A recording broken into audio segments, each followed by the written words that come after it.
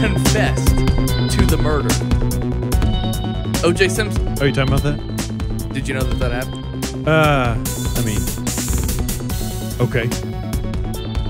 This was a thing. This was national news. People were glued to their televisions for over a year. I don't have cable. You're talking about back in the day? I also didn't have conscious life. I had no memory. Oh, you're talking about back in the day. I'm referencing back in the day to bring up the point that you were that was just a shoulder shrug from you. This is national. This is huge news, Jay. People kill people all the time. Yeah. But they don't deny it for decades. Yeah, but we were also then really, really aware of it. You know? Yeah. So what do you do in situations? I also read that, I think South Carolina is about to introduce the electric chair. What do you do in situations like this? I don't give a shit. You don't care? No.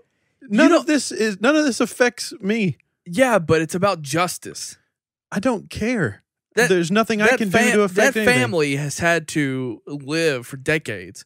But the fact that this guy can roam free, even though he I don't believe in the death penalty. I don't believe in it. I don't know what you want me to tell you. I also just don't care that it exists either. I don't know if I don't know what I think. Yeah. I mean, obviously, I don't like it. You know what I don't like?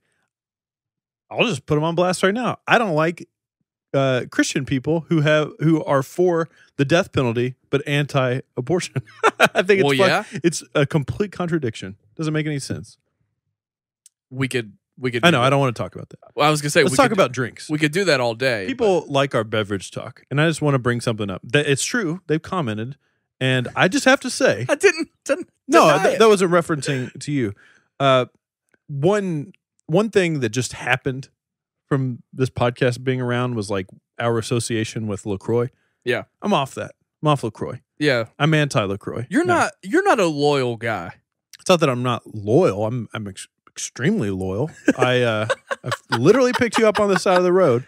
Not loyal to a particular brand, especially a brand that when I want my thirst to be quenched, I go to it and it does the opposite. It makes me more thirsty.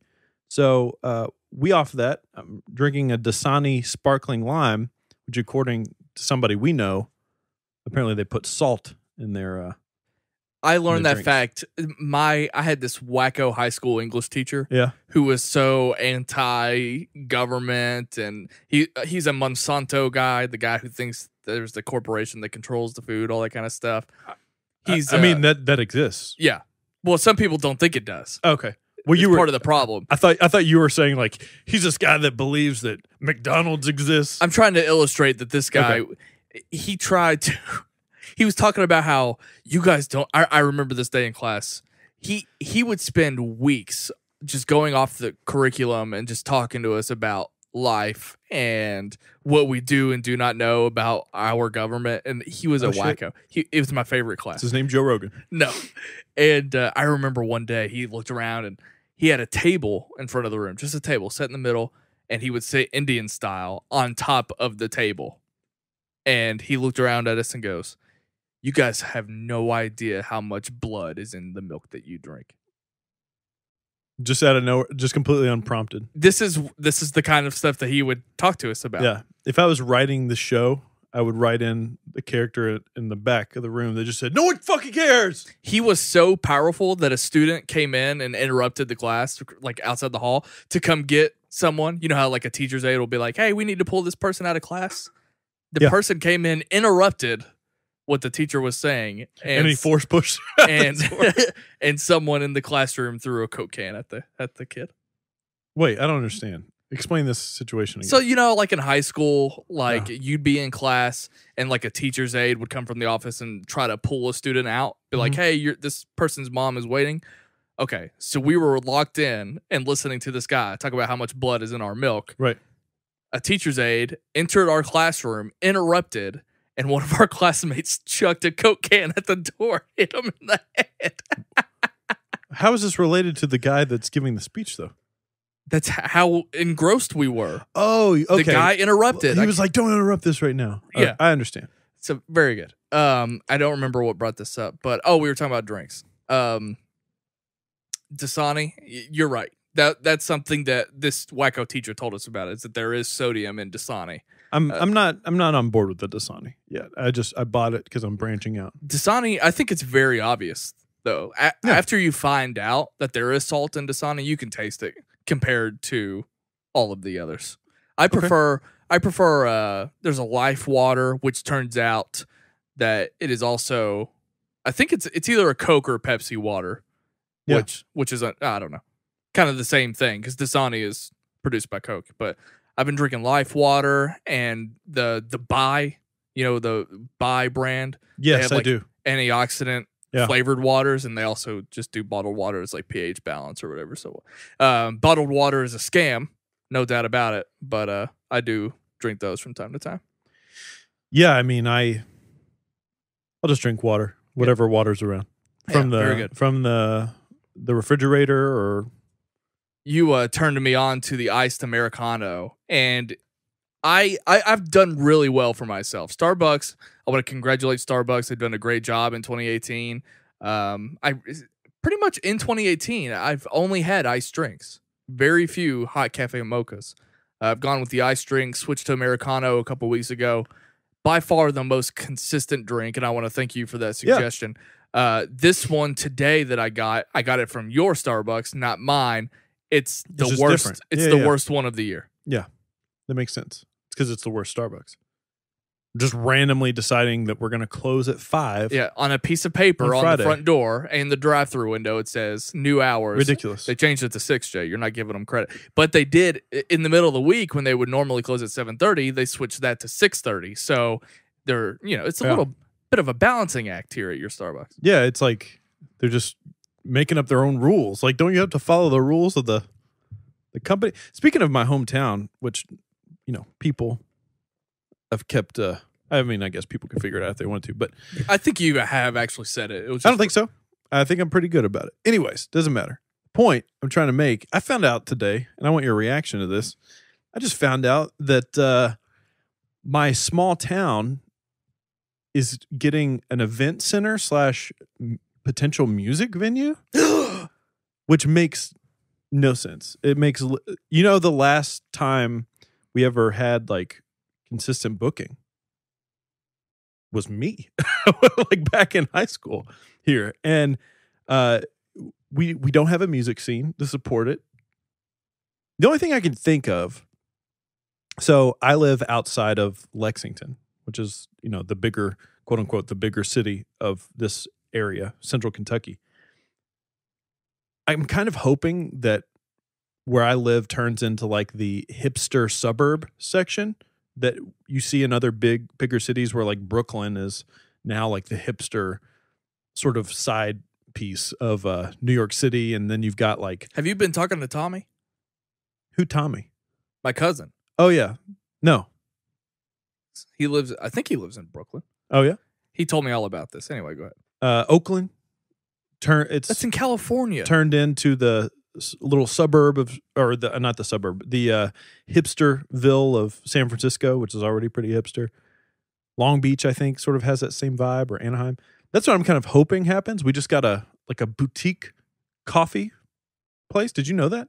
Where? Downtown. No, I didn't downtown know that. area. No, I didn't know. I haven't been there. I'm very happy for you and your small town here. Breweries. We have breweries now. Where I'm from, we've had a concert series for years now. Yeah, Jay. I remember. Years. I dated a girl that lived in your hometown, and I used to hear the music. Did you go to? You'd go to Buddy's Pizza, probably. I've been there before. But I meant, I didn't know if you spent I've never a Friday night at the Buddy's Pizza and gone over to the concert. No, I like your town. I like it a lot. We just went. We went hiking. Did you go hiking there? I did. Oh, okay. Cove Springs. Wait a minute.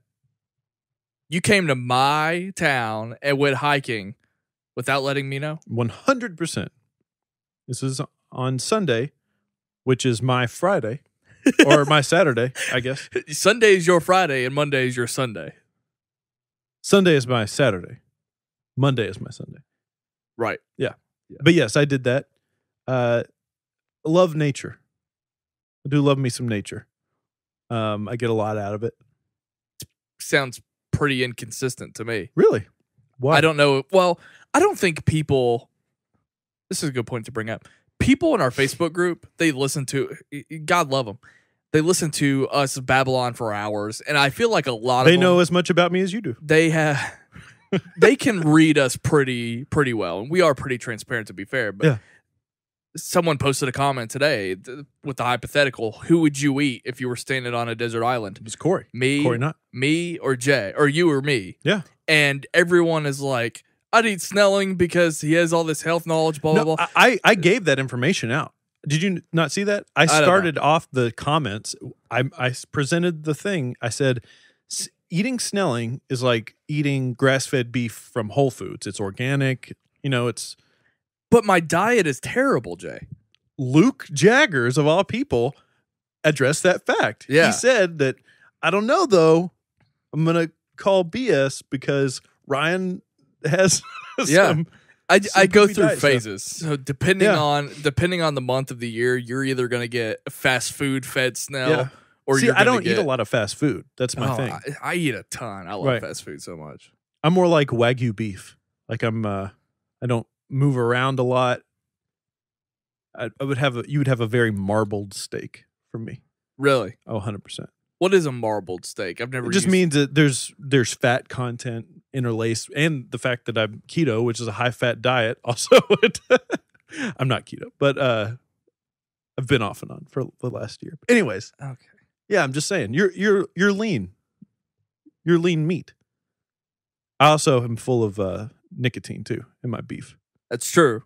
Yeah, you're full of CBD. I'm full of CBD. I haven't done CBD in a long time. I know. It always disappoints me when we can't share. And It's just no CBD. I haven't smoked in a while.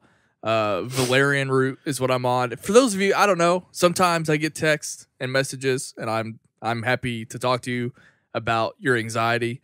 Right now, valerian root, it's the best thing. yeah, you on that VR? I take about 4 at night, and you can actually feel that it works, unlike other supplements. When you take your L-arginine or arginine after you work out, you don't feel it working. You just, What are these? You Harry take Potter potions? L-arginine, I think, expands. It helps post-workout to keep you from getting stressed, and it also helps expand your blood vessels. Is that in? I feel like It's very good for you. On it, who is Joe Rogan's supplement company. It is on it a workout, like a nutritional supplement for workouts? On it is a company that sells all types of stuff, nutritional supplements, workout gear. On it makes something called Shroom Tech, which does something very similar to your L-arginine or whatever it's called. I don't know what you're saying. Or L-arginine, I think. Arginine. Yeah. It's like a Pokemon. Oh, I do want to bring up Pokemon here in a minute. But It's Arcanine. do they have ginkgo biloba? See, that's the thing about their products. Their products are supplements that have brand name, or they have names, but they just have a bunch of shit thrown in there. I'm sure they have some kind of They have nootropics. brain booster of some Nootropics, kind. yeah. I'm sure it's got B vitamins and ginkgo biloba. Yeah. Guarantee it. It's called Alpha Brain. Oh, well, we can look it up and we'll find Yeah. out. They also have New Mood. What do you think that is? New Mood will probably have ashwagandha, B vitamins, You're missing the big one. whatever boosts serotonin. 5-HTP. Absolutely. That's primarily what it is. Boom. Yeah. They also have like a melatonin mouth spray, which I think is kind of cool. Melatonin, it's dangerous. They just had a big thing where some school was giving children melatonin to calm them down and put them to sleep. Really? Yeah. And the parents were flipping the fuck out. Like, what are you doing? It depends on. I guess it just depends on how much. Well, I think the point was just that the parent should be made aware of Yes, if you're absolutely. giving. Yeah. And that's Definitely.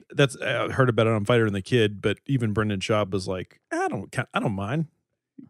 Those kids need to chill the fuck out. So Yeah, but it's just I don't know. but they should make them aware. I was gonna say I don't know how ethical that is. Exactly. To do that. Exactly. Um, Some people don't even believe that melatonin is even a thing. Like it works. There are people out there that are just staunchly opposed to vitamins. Like this is not real. If you're listening to this and you Are you talking to the dummies that are? If you're listening to this right now and you don't think melatonin is a thing, for one, your body already makes it. Right. For one. And two, you're probably jacking yourself up by staying up late, laying in bed with that bright blue light TV. Trying to jack off. You're messing up your cycles, and your melatonin is fucked. What? You just did a weird thing. After you paused, because I was afraid to cuss. But when you paused, your nose started flaring like crazy. It was just really weird. It was like, yeah, it was bizarre. No, it's fine. It's just sorry. It's an interesting reaction. You're over there looking like Anakin Skywalker about to go to the dark side. I don't know what your deal is. Actually, more like Emperor Palpatine. Shout out to Ian McDermott, who's actually in our state right now, just down the road. That's right. The Emperor Palpatine is down the road. You know who else was in my hometown this week? Sturgill Simpson? Mike Pence. Yeah. And people kept so my parents were like, oh yeah, such and such got to meet. I was like, I don't fucking care. One of my former bosses posted that he was very excited to go see Mike Pence, which was weird for me because he's a libertarian. So? Actually, there were some things that came out of that were quite beneficial. Like some things for small businesses that were really good. Speaking on, that's fine. I'm talking about my boss being a libertarian and it being weird that he. Anyway. Well, your boss, my former boss, is he an entrepreneur? Does he talk about ownership and leverage? I'm sure he could. Can I tell you a funny thing? To a degree. Can I tell you a funny thing that happened to me before you came over here? Yeah. I was scrolling through Instagram and I saw a Gary V post. And I don't know why, but I just listened to it for a second. And it was like really good advice he gave somebody. And I thought to myself, it's good to know Gary V still got it. I could still get something out of watching some things from him. I like taking him less seriously now. Yeah. I like making fun of him, but it's not beneficial. I'm not hating. Right, it's beneficial for people. I don't take him as seriously because he's just a funny guy. Well, he's just funny. And it's kind of, I'll tell you what's interesting if we're looking at a big picture. If you're taking in his content like all the time, like weekly, daily V, for more than 6 months, if you're doing it for like a year and you still haven't figured it out, right, then there's probably a bigger problem. But I like the fact that he's like essentially a 24/7 open store. Well, you know what I'm saying? He's just constantly reinforcing what he's doing because maybe somebody next year might need it. I remember, wasn't his YouTube subscriber count like 100,000 when we were following him? I think it was more than that. And now it's 1.2 million. Yeah, that makes sense. Subscribers. That's because what he's doing works, man. Every morning I get a notification, and so the title of his next video pops up, and every single one of them just makes me laugh. Yeah. Like I don't even have to watch the video. There was one that got me the other day to watch. It just said, "Quit your job," and I was officially like, okay, I want Gary Vaynerchuk to convince me to quit my job, but that's like not at all. It was essentially, it wasn't clickbait, but it wasn't as simple as that, of course. It was more like, if you are in a job, if you just started a job and you're already convinced within the first month or two that you can't go anywhere with it or you hate it, then get the fuck out. Don't spend more time there than you have to. And I was just like, I get that. Releasing the K-Swiss, crushing it. I love the things he picks out. Like, he fucking loves K-Swiss. Well, he's got his own shoe. Yeah, I know. With them. That's why. Drake, he's bouncing from Jordan Brand. He's going to Adidas. I'm thinking about doing a video. I know you don't want to talk about our videos, but I'm thinking about doing one. I'm thinking about doing one that's like, basically, I personally believe that this is just a step in the direction to the fact that we are going to be getting a Kanye and Drake collaboration album.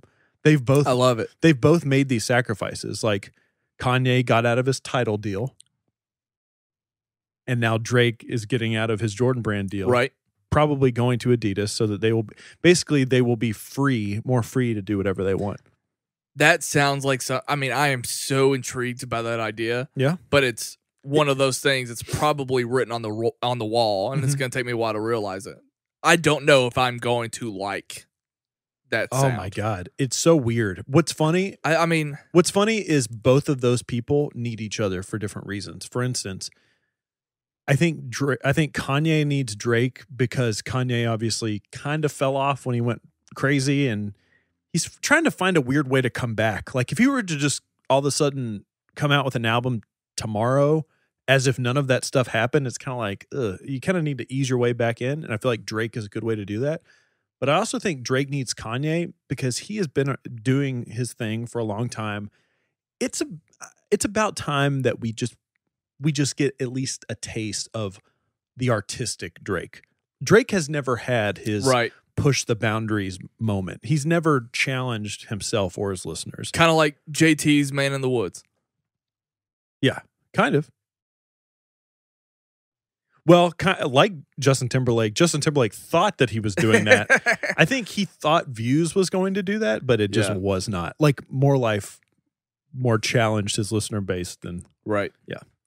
I want to tell you what I was doing right before I got here. I went to my niece and nephew's birthday party. They did a shared party. Yeah, you went to Gaddytown, and to me, you smelled like Mexican food. I smell like Mexican food? You did. When we were riding in the car together. Gaddytown. Did you have Mexican pizza? I don't know if you know what Gaddytown is. I don't think that's a thing anywhere else. I don't know. Maybe not. It's like a poor man's Dave and Buster's. Kinda. Yeah. It's just it's a pizza buffet, and then you have a room with a massive arcade. They had the game on there too, and we were in this party room that was segregated. They had the game. I don't know what that means. UK. The SEC tournament's my going alma on. mater. UK plays tomorrow at 1:00. By the way, in the Sounds SEC great. What is this, hockey? So my nephew only wanted Pokemon cards, essentially. So I went to Walmart, got him a thing of Pokemon cards. It was in this little tin, like $20. Strange how things come back around like that. I know, because I feel like at one point you could have got that whole tin for $5. That was me though. Like all he wanted was Pokemon cards. And he has way more Pokemon than I ever did. I was part of the generation that just caught 151. We had the 150 and then the +1 eventually with the Mewtwo. Are there too many? We'll get there. I think there's too many. So, so I was coming up. I was leaving Pokemon as that next generation came in. So like Cyndaquil, Typhlosion, all those guys. I left. Are we talking about Pokemon or vitamins? L-Arginine was in there. So 5-HTP right evolves to right. Serotonin. That's a trainer card. Yeah. 5-HTP. There you go. So anyway, it's all he wanted, and I was more than happy to get it to because I know what that was like, and to see the joy on his face, all of his friends, they were all freaking out because they wanted to see. But everyone got him Pokemon cards, and not only Did he that, open every. Not single only pack? that, someone else gave him the exact same tin that I did. It had a Blastoise on the front, and to be fair, the pack inside might have varying, but he definitely got 2 Blastoise. So I was a little bit disappointed in that. I'd spent $20 on the thing, and then I got my niece a snow cone machine. Much easier to do. More of an investment, in my opinion. I actually think that's fun. Yeah. But in big letters, it on the box it says contains aspartame. And so like the syrup has aspartame in it, and it's like, if this is something that people are concerned about to the point where you write in big bold letters that your syrup or juice has aspartame in it, probably shouldn't be having it. Yeah. Don't fucking put aspartame. We're the only country that has not banned that poison. That's even more of a, which I mean, yeah, to your point, if it is bad, they should just ban it. But that's why when I drink diet soda, I drink diet Pepsi because it's aspartame free.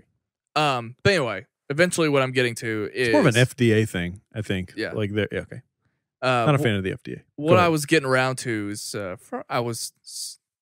I wish that I had come up with the idea to get him a binder with sleeves in it because he has, I mean, I bought him Pokemon cards outside of his birthday. He has plenty. I wish I had just bought him a binder with sleeves, because now I'm $40 into it.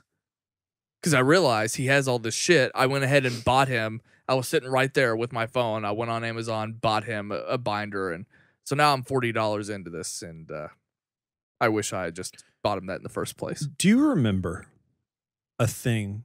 You might have been a little too before your time. Do you remember a thing called Cartoon Orbit on Cartoon Network's website? No. This might have been one of the greatest things to ever have existed on early internet for kids.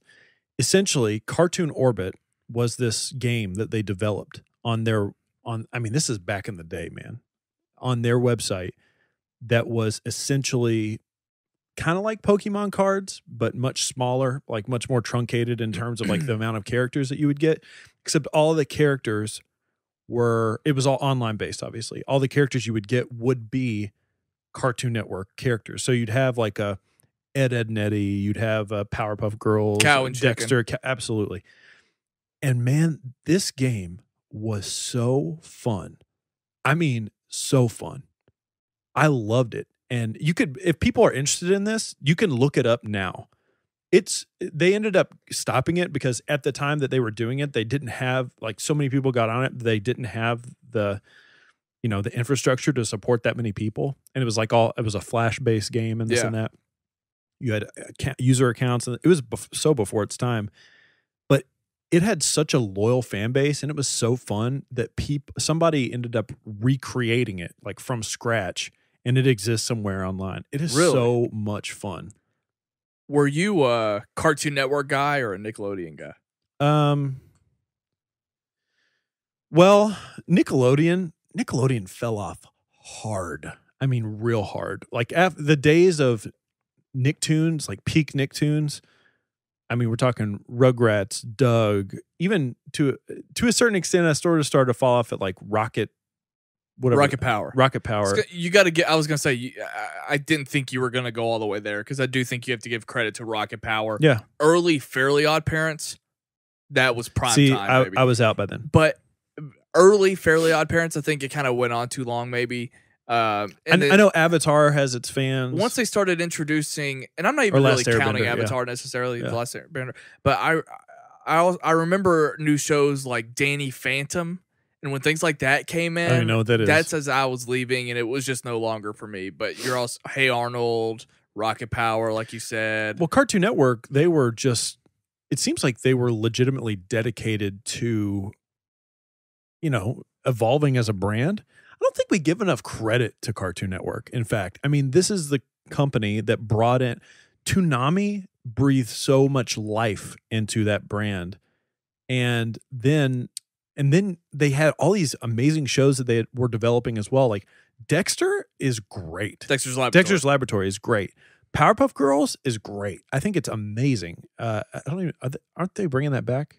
Maybe. Anyways, I don't know. And obviously the introduction of Adult Swim just does so many other things. Right. And people love Cartoon Network shows. There's like Adventure Time, and John Ransdell, my old roommate, used to. Well, he used to watch it all the time. He would watch stuff all the time on Cartoon Network, and I'm not big on cartoons. I have a hard time getting into them. Yeah. Like even Rick and Morty, I don't know what it is, man. Like something about it. It's just I can't really invest myself into it. I get it, but I respect the shit out of it. Dragon Ball Z was event television for me, but I never got into any of the other shows. Gundam on Toonami. Wing. I love Gundam Wing. Really? Gundam. Never got into it. For me, there were a lot of shows on Cartoon Network that just they didn't look appealing. Like the way that Cow and Chicken looks. Yeah, to I never me, liked that show. It just looked kind of gross. I don't know. And Cow and Chicken, we're talking. I mean, that's back. That was when I was in elementary school. Courage the Cowardly Dog. Like, I never got into all that. I don't know. Like I think Courage the Cowardly Dog is kind of brilliant because it's all about fears and horrors and stuff, and that stuff I didn't pick up on, but it just looked gross. Like the animation and the design and everything, it looked gross, and I didn't care for it as much. So, I mean, we can't exclude SpongeBob. I mean, SpongeBob is the biggest thing Nickelodeon's ever produced, period. But anyway, the point that I was going to make, and I had this whole take, but I'm ready to wrap it up. You've only got was gonna say we got 5 seconds. We got to go to break. I had this whole take how I realized that my nephew doesn't give a fuck that I was into Pokemon. He doesn't care how precious I am about the original 150, and I was gonna relate it to Star Wars, and that Pokemon belongs to that generation now, and they don't give a fuck about my feelings. Yeah, I had the original 150. That's great. But they have all of this other stuff, and they don't care about what I'm precious about or not. Pokemon is bigger than us. Are there adults today that are frustrated about the amount of Pokemon that exists? It's like, I'm sure. Yeah. I'm sure. Relax. But they don't care. Calm down. You need to calm down too. It's hilarious. It's hilarious that is about abusing animals and fighting them. All right, Obi-Wan, we're going to take a break. You ready to take a break? I am. Get to pee. I can pee. We're going to talk about... Pay. We're going to talk about... That sounded like a Courage the Cowardly Dog character. We're going to talk about Jon Favreau doing the Star Wars series. We're going to talk about Jessica Jones for a little bit. We'll talk about Logic, Bring Me the Horizon, and then we'll figure out a movie topic by the end of the show.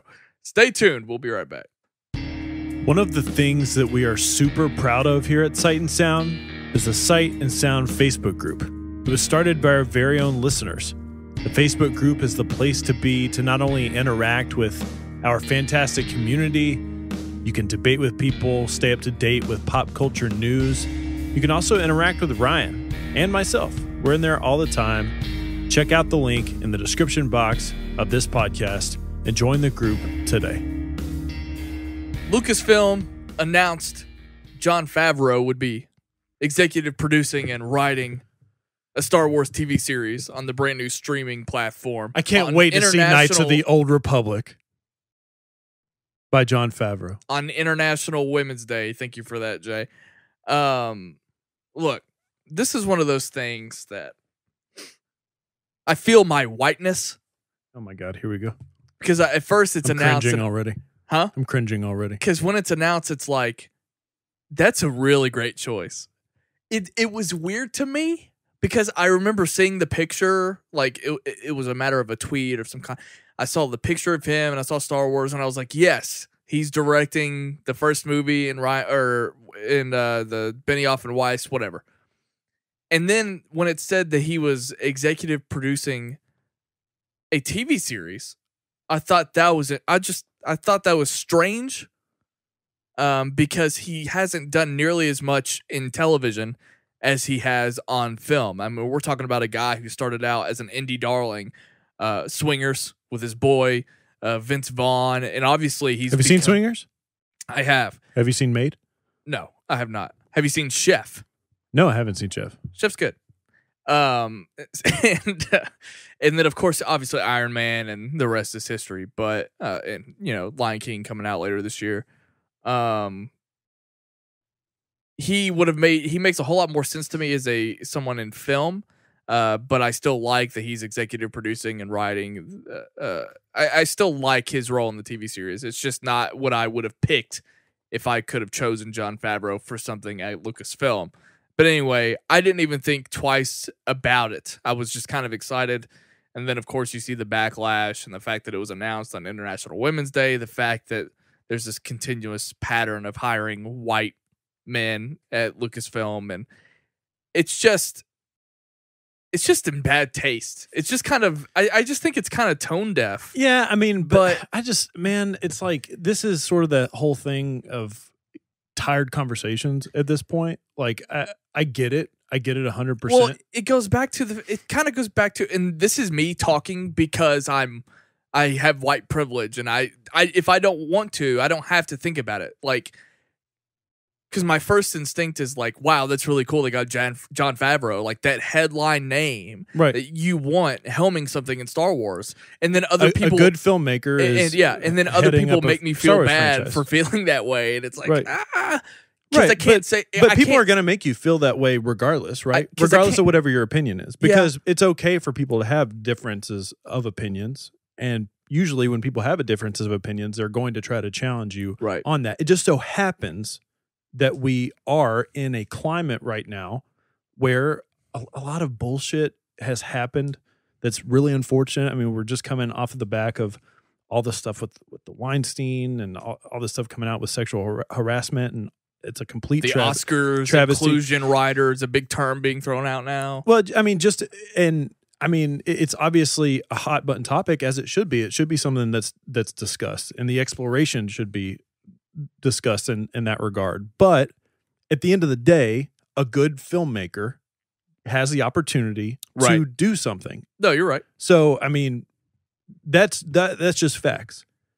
I would love it. You know what? I would love to direct a Star Wars thing.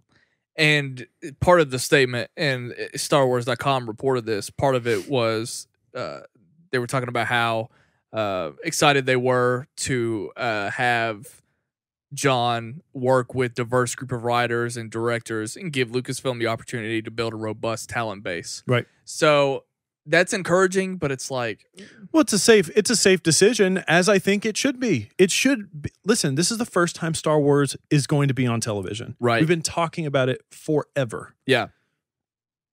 I get it. If a company wants to make a safe decision here, if it came out that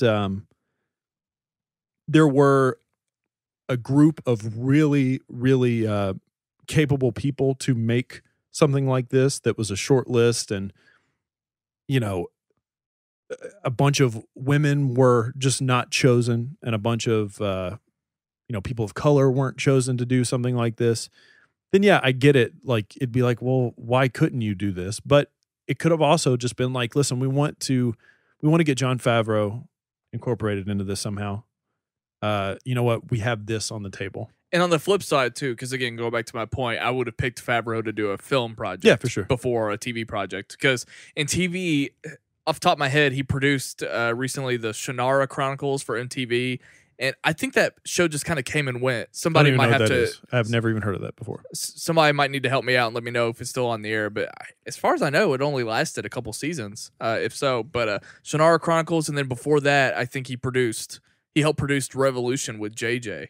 The show where all the lights go off, and that show's okay. But again, I never would have thought TV for Jon Favreau. And on the flip side, you have Dave Filoni, who just ended Star Wars Rebels, and a lot of people have been clamoring for him to go into live action. But we would have ended up in the same place where it's okay. Dave Filoni, another white guy. So the conversation would have been the same. I don't, off the top of my head, have someone I would have liked to have seen in that role. But I also wasn't thinking about it. Yeah, this information just kind of dropped out of nowhere. Yeah, I mean, I think they're great conversations to have a diverse group of individuals just be incorporated in making content. Period. I don't know. I'd rather talk in general, because that conversation is just being had and it's been had. I would rather talk about, and this isn't toward you at all. It's more of just like the entire discussion around. What's your general reaction? How did you feel when you found this out? I thought it was cool. I'm excited. I'm really, really excited. I think so much is dependent on what this ends up being, right? I think doing a show on doing a Star Wars television show on the streaming service or whatever it is, I hope to God that they do make things more small. I hope they do make it more intimate, and it does seem small scale just because this is Star Wars. I know a lot of people are thinking like, oh, what are we going to get? Are we going to get movie quality? I hope not. I hope we don't. Listen, because here's the thing. A show like Altered Carbon proves a lot to us of what we can do visually on TV. However, if they go balls deep on this show with, I'm talking like, this is Star Wars, we're going to throw all this money into it. If it ends up being terrible, canceling a Star Wars show, especially the first one out of the gate, is a huge black eye. And to go all in really quick on a first season of something, and if people just outright hate it and it gets trashed, I don't know if that's a gamble that I want them to make. I would rather them do the thing that we've always been talking about with like a bounty hunter type of thing, where it is more boots on the ground, stuff like that. I think it will. I think it has to be reminiscent of a Game of Thrones, but say early season Game of Thrones, and maybe it can, get the legs and become what Game of Thrones is now the past couple of years. But the reason why I say that is because right now we exist in a place where TV feels pressure to get bigger and bigger. Amazon is making these plays. Amazon's going to have a Lord of the Rings show out when Star Wars has their own show out. And Game of Thrones will have another Game of Thrones because they're doing all these other prequel series or whatever the hell is going to happen. Watchmen. I mean, shows are getting bigger and bigger. But Game of Thrones and Star Wars, in terms of how much goes into a Game of Thrones show and the type of CGI time and budget that's spent on a show like Star Wars, well, pretty significantly different. Yeah, I think they can get around, completely green screening in like Coruscant or whatever. Let me ask you this. I think they're going to figure that out. But Altered Carbon. Yeah. If you got Altered Carbon types of visuals in the Star Wars show, would you be fine with that? Perfect. I think so it's too. Perfect. What I'm getting to is that I don't think Marvel is playing along with that. No. Because and we're going to talk about Jessica Jones here in a minute. Yeah. We're going to talk about Jessica Jones here in a minute, but as I'm watching Jessica Jones season 2 last night, I tweeted out, I think for the first time, you felt this earlier than I did. I've spoken to a lot of people that felt this way earlier than I did, which is fine. But last night I officially arrived at Marvel Netflix series seem to just be fizzling out.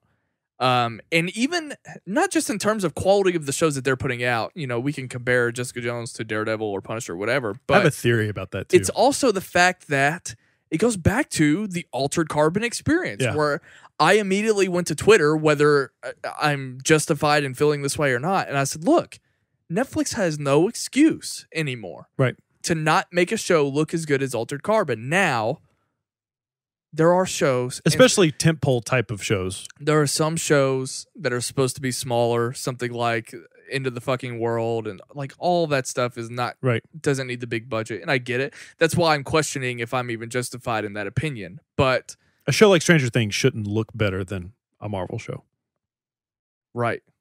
And I know that's weird to say about Stranger Things, but going into Stranger Things, we would have never known what it was going to be. It feels like you put Marvel in front of a TV show, it should not feel like it can't compete with Stranger Things, or like I don't understand that. Yeah, it's weird and it's disappointing because we'll get into Jessica Jones.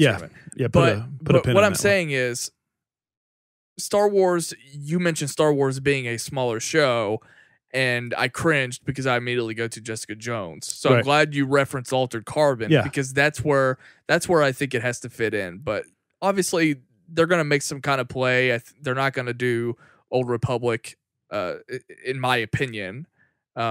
Save money. I'm just saying we don't need a 10-episode season of like literal cinema quality stuff. That's what I mean.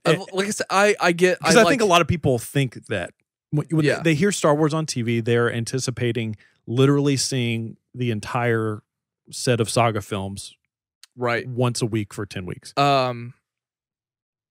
I would like it to look like Attack of the Clones in a way when they're on Naboo. Like, that's perfect. It's just them in Italy, and maybe you throw like a CGI plant in the background. Like, obviously that can be done. Or some crazy like costumes or something. And then I could easily relate it to those first seasons of Game of Thrones. I think that they need to aim for what Game of Thrones was at the beginning.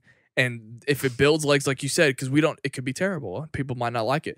So I think that would be the best way to sort of get the series off the ground. And then it can earn and become all of these other shows that we're trying to compare it to, all these bigger shows. I think the show will hinge on 3 things specifically. And I actually don't think visuals really, the visuals need to be good, right? And I don't think, we're dealing with ILM. I'm sure they're probably going to be involved with it. I'm confident in that. The story needs to be good. I'm also confident in that because they have proved that even on their animated shows, they have good stories, really good stories. Yeah. Stories that push the boundaries. Sometimes I question of even the age demographic. I watched Darth Maul fucking behead somebody in a cartoon. It was crazy. Right. Can't even get a lightsaber battle in a Brian Johnson movie, for God's sakes. Jesus Christ, what a terrible movie. Just kidding.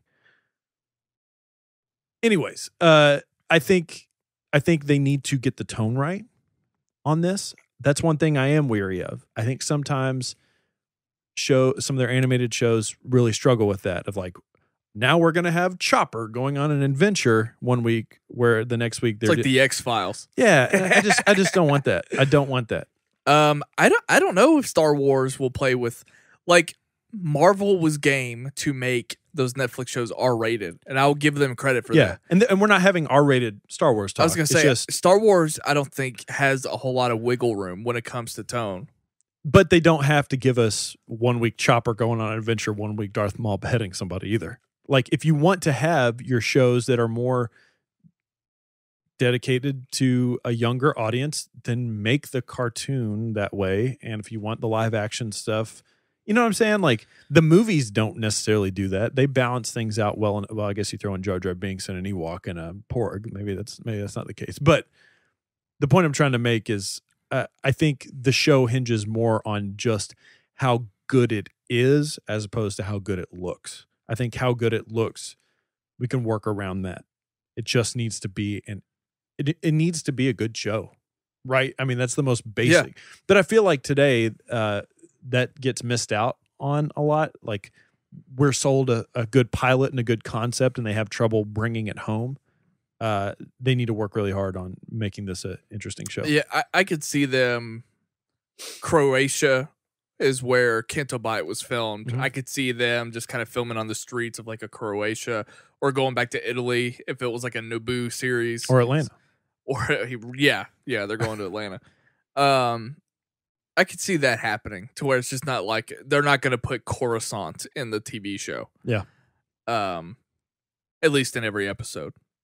So I definitely see that happening. I'm just kind of in shock though, because we're talking about how this TV show will measure up with other TV shows, but what's it gonna look like when we have a Star Wars TV show? Depending on the quality, it could be amazing and it could look beautiful. It feels like, is it ignorant to ask if Star Wars is going to start competing with itself?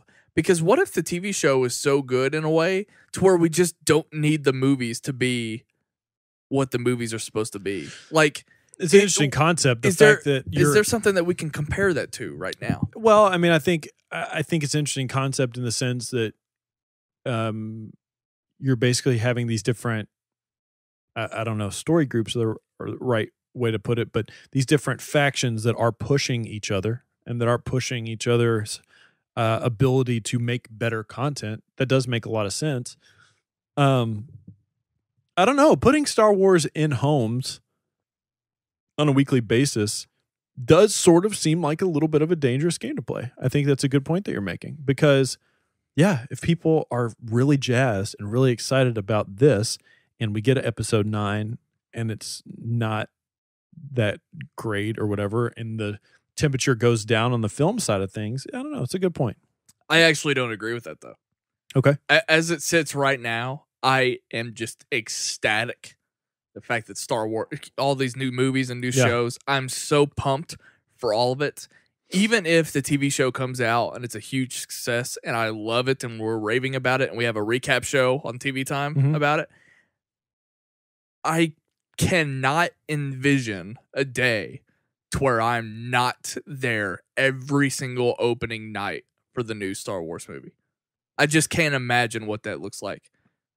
Yeah, I mean, well, I think I'm always, no matter what, and this is me, I'm not, it's a whole different issue if we want to talk about the general audience, but. Well, you can take that same conversation and just apply it to Marvel, right? I mean, I don't know if you're there every single opening night for every single Marvel film, but you're there pretty opening much. Weekend. I mean, that's the closest thing we have, because we have, it's difficult to say that having the whole thing of, we haven't had Star Wars like we have it now in a long time. So I feel like people are still on that high of getting Star Wars back, getting new Star Wars films, moving forward into an unknown territory. I don't think we're really going to have a good gauge on what the fandom of Star Wars looks like until we're, I don't know, maybe another 5 years into this, honestly, because so much stuff is coming out that's still brand new. We know what being an MCU fan looks like. Right. Right? Because we're so far into it now. Yeah. And they've delivered. But I just think it's so unknown right now that all we can really do is speculate about what it would be like to be a Star Wars fan in 5 years.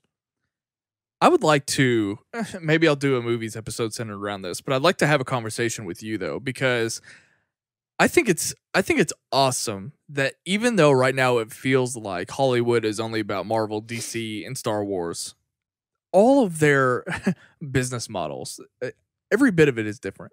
I mean, all three of those things, even though they're the pillars, they're all completely different from each other. Yeah. It's crazy to think about.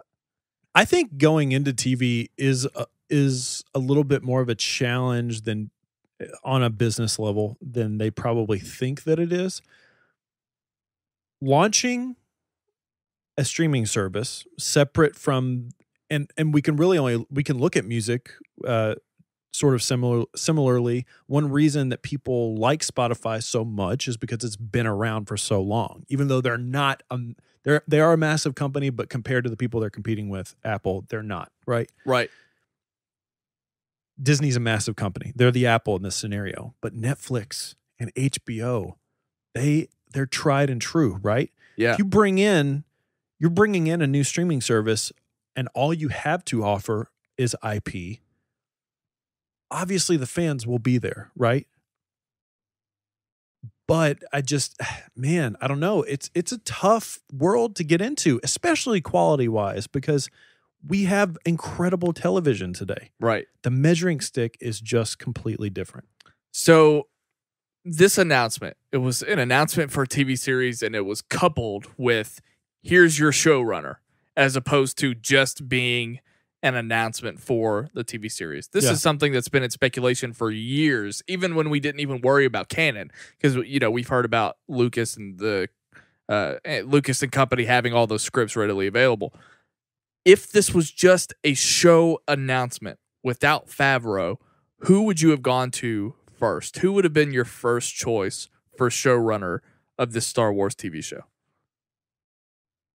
That's a tough one. That's a really, really tough question. I hate to I hate to keep going back to my old faithfuls, but Damon Lindelof. Yeah. I mean, I want him to be in Star Wars so badly, and I know his take on it is Star Wars is something that he just wants to be a fan of. Right. He only wants to be in the audience for Star Wars, and he said that. But someone like him or like Drew Goddard, I want to see their Star Wars so badly.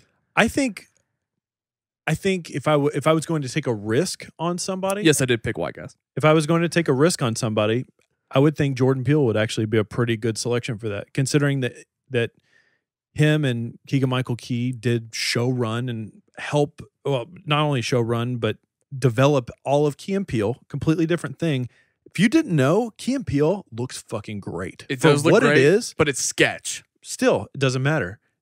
Would you have ever picked that this man would be the director of a Best Picture horror film nomination? No. That's what I'm saying. And I mean, if I was going to take a risk, this is somebody I would go for more. I mean, it's also hard for me to navigate around somebody like what's his name from Breaking Bad? Vince Gilligan. Vince Gilligan. Ugh. But honestly though, what he showrun with that show, obviously it's of the same universe, and those two shows, obviously one is arguably one of the greatest of all time. The other one is one that's. Are you talking about Saul? Yes, I don't care about it that much. It's still a really good show. I mean, the execution of it, the stories that are being told. And also, I mean, this is the same guy, Vince Gilligan, who is responsible for bringing Rian Johnson to television. I mean, the cinematography that he's done, the story, obviously the scripts and whatnot that he's helmed over the years. I'm not taking anything away from Jordan Peele. I'm trying to connect dots. I'm looking at sketch comedy TV. I'm looking at a horror Best Picture, and I love Get Out, and it's well deserving of the Oscar that he just won, but I have trouble connecting dots because that still doesn't compute with me. Not that he can't do it. I just don't know that he can do it yet. Yeah, but you look at somebody like Jon Favreau going into that. I mean, I get it. Going into Iron Man didn't make sense with his track record prior to that.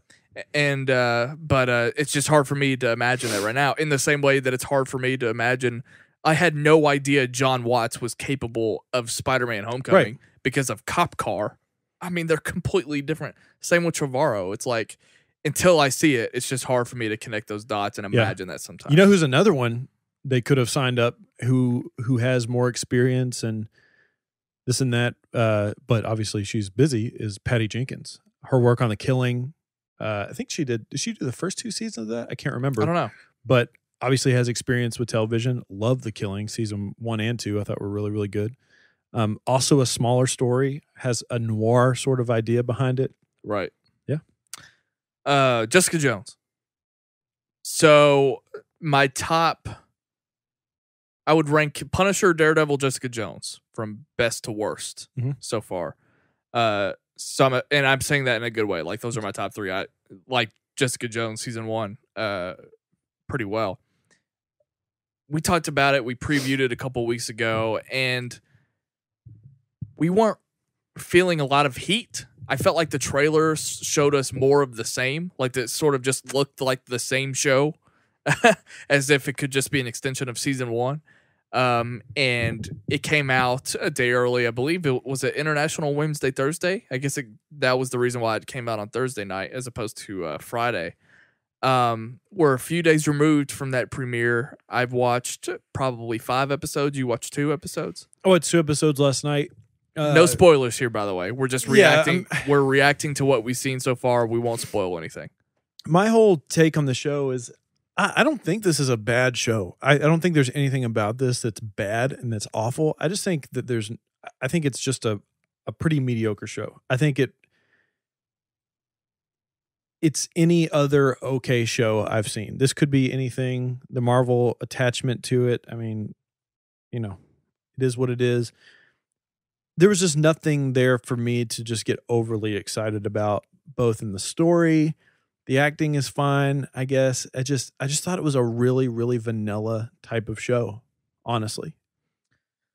So when I hear, you can tell me if this is right of me to do or not, but when I hear people complain or overly praise a superhero branding, I question if that they would apply that same opinion if it didn't involve a superhero at all. Like, are you giving this more credit because it's about a superhero? Like, are you drinking the Kool-Aid, or are you bashing it because ultimately what I'm saying is, if people are just bashing a superhero TV show, I try to remove the superhero element and think about it. I'm just watching a show about some people. Right. Knowing that, how does it compare to just the rest of TV? Well, what you're saying is objectivity, but so you have a superhero bubble, but you also have the anti-superhero bubble. There exist people that have a shitty opinion about this content just because it involves something with Marvel or DC. Star Wars, The Last Jedi is a perfect example. If it wasn't a Star Wars movie and those characters existed and they went through everything that they went through without the branding of Star Wars. So when you see Luke Skywalker die, if you see that character that Mark Hamill is playing die, someone's opinion of that film could be radically different without the Star Wars label. Does that make sense? Yeah, for sure. People are precious about that moment because it's Star Wars, and it's not as objective if it was any other movie, and no one would think twice about the death in that movie. Right. So how does this relate to Jessica Jones? You're just talking about the overall temperature of the show? Because when people say this is a nothing show, I try to think of it, okay, how does this compare to just TV in general as opposed to other superhero shows? Because if you compare Jessica Jones to other superhero shows, you could say that it's trash, and I could see people being that extreme. Yeah. But that's why I try to remove it and say, okay, how does Jessica Jones compare to everything else that I'm watching? Because more than likely, I'm going to finish this series. It hasn't done anything that has bothered me or annoyed me. I'm going to finish this out. And there are so many other shows that I do not continue throughout the year. So when I see that people are especially harsh on these kinds of shows, I wonder how objective they are truly being. Yeah, well, I mean, I wouldn't even categorize this as trash. I don't think, from what I saw, at least in the first 2 episodes, and I'm not invested in it, but again, I didn't think it was bad. I'm not saying you said. I know that. I didn't think it was bad. I just think, and I don't even know, other than not Luke Cage, I'm sorry, other than Iron Fist, I don't think any of these shows have been bad, and I've been negative towards them, but I'm negative towards them just because I don't really want to watch them. Like, I'm not interested in them at all. It's not because I think they're bad. They should appeal to me, and they're not. I have a theory about this whole thing. Sort of a conspiracy theory. We found out once after the announcement of the Disney streaming service, everybody was wondering how would this work with the Marvel stuff on Netflix. Now we know that they will still exist on there, and we'll probably get other Marvel content on the Disney streaming Kristen service. Ritter said there's no plans for Defenders Season 2, which I thought was interesting. So my personal opinion, this is just my own speculation. I think, and we have other examples of this to go off of. I think Disney proper and Marvel proper, the MCU, Kevin Feige, I think they saw this show being done on Netflix, and they probably have the same feeling about it that we do. It's up and down, probably lacks a little bit of quality control, has its good moments, has its great moments, and has its really bad moments. They probably said to themselves when they started talking about the streaming service, we're just going to let this happen. We're going to do our own thing. That's why we're not fighting for it. If the conversation about Marvel Netflix was people were so on board with it, if they had the same reaction to Game of Thrones or even Stranger Things, I think we would have saw a bigger fight on our hands to get that stuff back from them. So again, just looking at the bubble of Marvel Netflix shows, and when people, I'm not saying you think they're terrible, but you have cared a lot less over the past few seasons than I have, and I've been defending these shows to some people. But the past 3 seasons, so Luke Cage, Iron Fist, and Defenders, Punisher excluded because I love Punisher. Punisher was great, but best of the best. For 3 seasons now, these shows have come out, and I've thought to myself, I think I'm only finishing this show because it's Marvel. Oh yeah? Yeah. Not that I hate them necessarily, but that's just how I felt about it. Like, I only feel obligated to finish Iron Fist, even though I don't care, because it's Marvel and because it's connected to a universe, and I can't get behind on this universe because I know Defenders or whatever else is around the corner. So I sort of just bite the bullet a little bit, even though I'm not as involved or intrigued in some of these seasons. Jessica Jones is a show that I was a fan of the first season. I'm now feeling it with the shows that I was a fan of. You're watching it episode to episode, and it's feeling more like a chore. It's feeling more like an obligation, but I don't hate anything about it. That's exactly how I felt for all of these shows except for Punisher. The next episode would come on, and I'd be like, I don't feel like watching this right now. Yeah. And I'm very aware of that because my time is precious. And everybody else's time should be precious too, especially with all the content that we get, especially for TV. Yeah. So if you're not liking it, just turn it off. Yeah. That's what it's okay. It's okay to turn it off. Again, it's not bad to the point. I don't think I'm just feeling, I do feel like I'm watching it out of obligation, but it's not like it bothers me because I'm going to finish it in a day. I'm pretty much already halfway through the season. It's not going to be that big of a deal, but I do not feel the fizzle. Like the heat on this, even now that it's out, it still feels like nobody is talking about it. And I think for the first time, this is the first time that I've truly felt that Marvel shows are on the decline, because Punisher aside, but Punisher was different too. Like It like operated outside just, of even. I don't know. And somehow, right? It was a surprise. Like it just dropped one day, and it completely operates outside of everything else that's going on. It's kind of how the character works too, for the most part in the comics. Yeah. So for some reason, that's just sort of the exception to the rule or whatever. But if you want to count Jessica Jones as the first follow up after the Defenders, for the first time, it feels like we're on a downward slope. Yeah, with these shows. Yeah, and I mean, I'm hoping that we can get more from the next Daredevil season, because that's pretty much a consensus. People really enjoyed Daredevil 1 and 2. Love it. Yeah, and maybe I don't know if maybe they're kind of off on their own like schedule. Like they need to take the temperature of what other people are like. We should have had Daredevil. The new Daredevil season now, in my opinion. Like, they should have had people capitalize on what people were responding to and what they like. Well, I mean, they kind of did with The Punisher. I mean, absolutely. He was a huge success in season 2, but absolutely. You're absolutely right. You need to have that Daredevil season come back out. But even that pushes Jessica Jones out even further. So right, because I feel like the heat meter, I think... I think the heat meter was kind of cold going into Defenders, just because certainly we're coming off of the back of Luke Cage, which people are kind of, I feel like we're torn on if they liked it or not. I didn't care for it that much. Obviously, Iron Fist was, just a miss. Yeah. And then I think coming off of Defenders, it didn't move the needle much. And I think Punisher really did.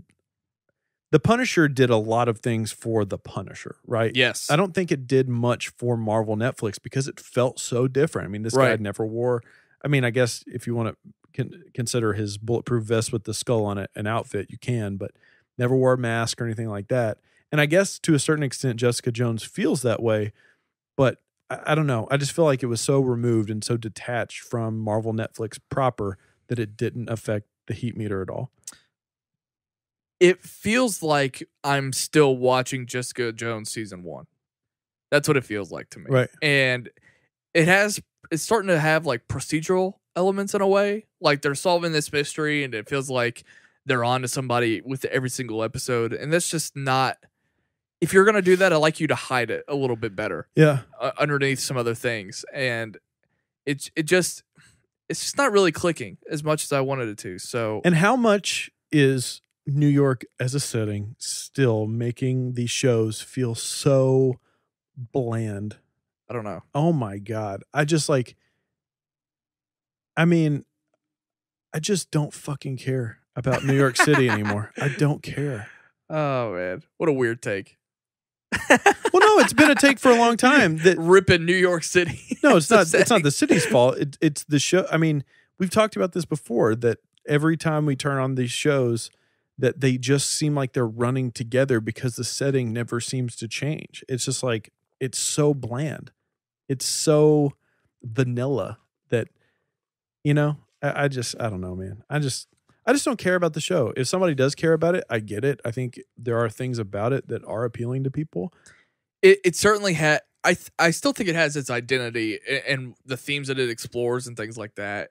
It feels very timely right now. I mean, there's some very like on the nose things, living through this Me Too movement and sexual harassment being the conversation that it is right now. So that stuff works. And I still think Kristen Ritter works really well as Jessica Jones. But it's just the material. Ultimately, it's just the material. It's not as intriguing. And it feels like I'm watching episode 14 and 15 of season 1, and it's like, okay, it's dragged on too long. So it's just, I hate this feeling. Yeah. Because I was such a champion and defender, pun intended, for these shows. But now I'm a little over it. Yeah. You know what else? You know what else I'm over? Television. Talking about it. Let's take a break because I don't know how long this next one's going to be. And it would be kind of shitty if we were like in the middle, like, fuck, I got to pee. Yeah. So let's take a break. Also, Evan DeGraff, if you're listening to this right now, I'm about to crack the whip on you. We'll be right back. He's not.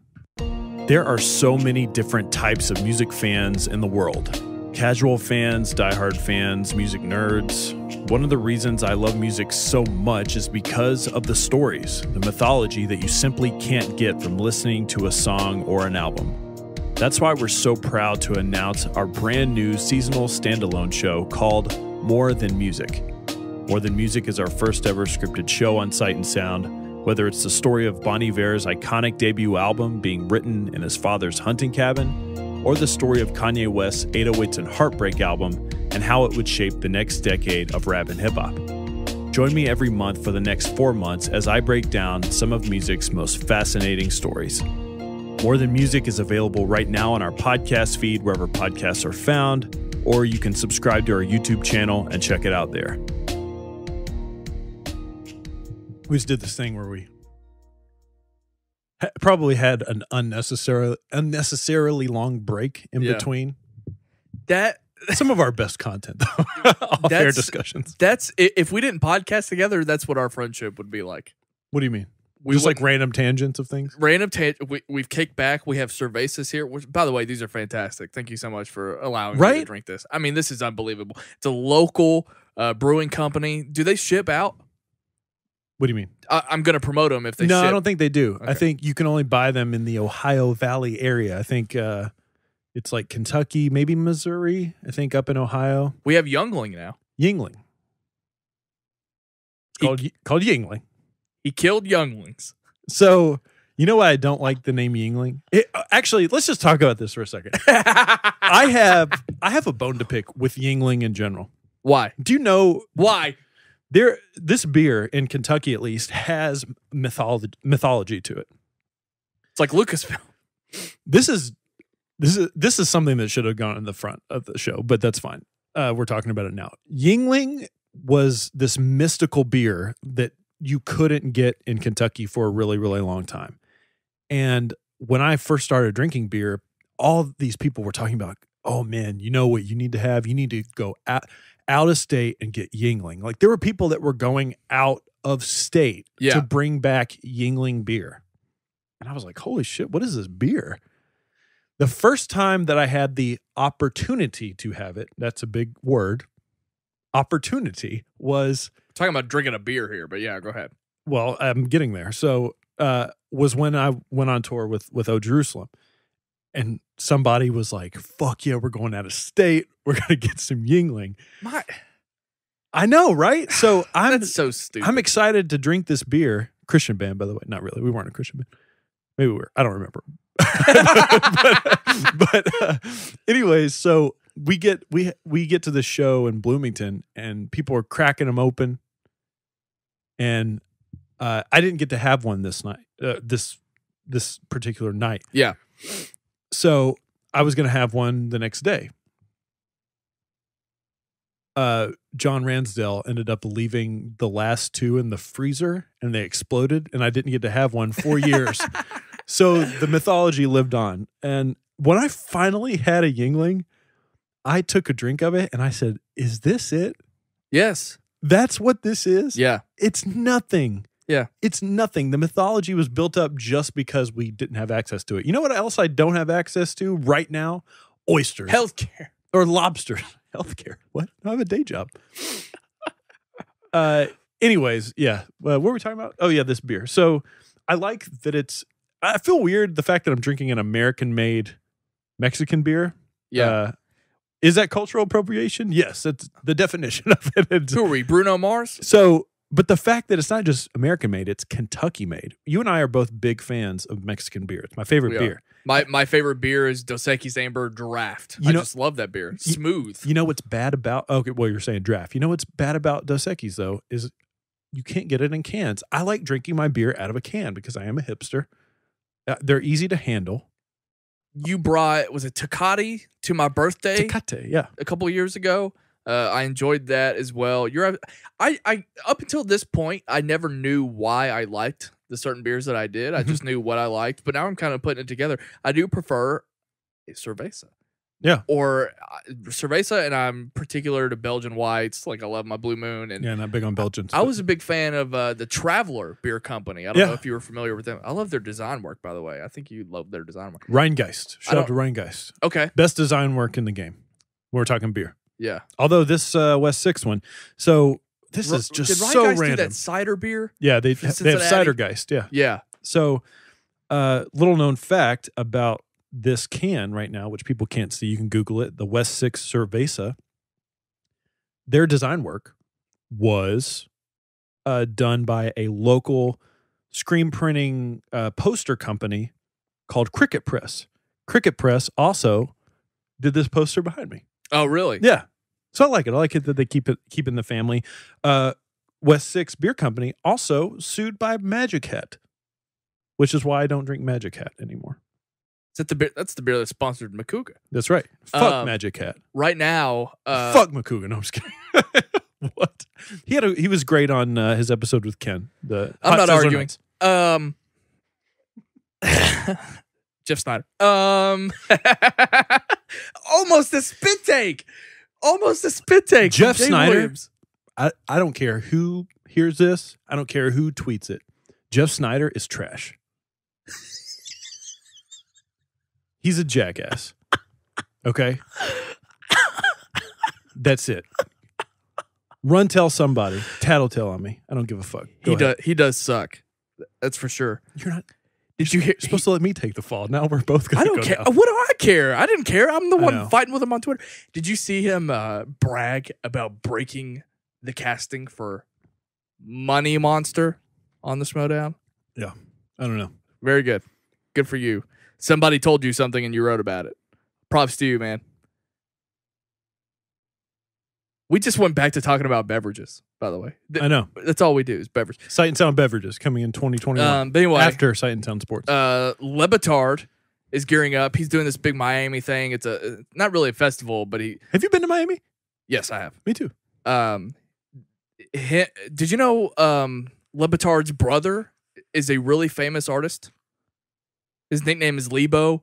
Like right now, he's like one of the only artists ever. Lebo Le Batard? It sounds like Lebo is just his like artist name. I was about to say Lebo Le Batard sounds like a name that would have been on like I think it's Arrested Development or something like that. It might be David Le Batard. It's another D name, but he's a really famous artist, and he's one of the only artists to have an agreement with not Mike Tyson, Muhammad Ali's estate. So really? He's done a lot of like Muhammad Ali Wow, murals. that's cool. And so yeah, he's gotten to do that. You know that really iconic image of him standing over what's his name that's on the ground. Like, Yeah, holding his arm. Yeah. I think he did something like that. Anyway, and he's done all the graphics that Le Batard has. All his brother does all that Cuban. Oh yeah, stuff. I don't like that.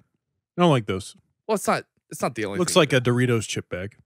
It does look like that. You're absolutely right. Like a Fiesta. Well, that's not the only thing he does. He just did that I particularly. don't like the colors either. Too bright for me. It's Cuban. I don't think those colors are specifically Cuban. That artwork It looks is festive. Cuban inspired. It looks Have you festive. been to a Cuban restaurant? It's very similar. Yes, very many times. Have you? Yeah, my dad used to work at one. Really? I didn't know this. He used to run bar manager at a Plantains. Anyway, Ceviche. they're putting on this event in Miami, and all of the crew has their own beer, and we're able to vote on their own beers. That's cool. So I'm hoping, A Mastodon beer over there. I'm hoping to God, because whoever wins the contest for best beer at this event, they're going to put it into production. So I pray to God here in the next few months, I will have a Stugatz beer in my hands. But he has to win. If it's a popularity contest, he will win. Every day I think about moving to Miami to be closer to Stugatz. You know who's down in Miami sometimes? Our boy Mark Fernandez. Can we take Sight and Sound in Miami? We got to watch out for the hurricanes. But Sure, I don't care. Really? I'd be down for that. Mainly because my parents want to move to Florida too, so then I'd be closer to my parents. So we can follow your parents. Ask your mom and dad to invest. They can move us down to Miami. I can be closer to Le Batard. I'll wait outside the Clevelander every day so I can develop a cocaine addiction. That'd be great, actually. Yeah. Did you just burp into the mic? I did. Get into your music topic. We're about that life. God, you're being irresponsible. Let's do We went into this week. It was a dark time for music. I literally was struggling for what to talk about. I had no idea. And then about almost Thursday, resorted to Snow Patrol.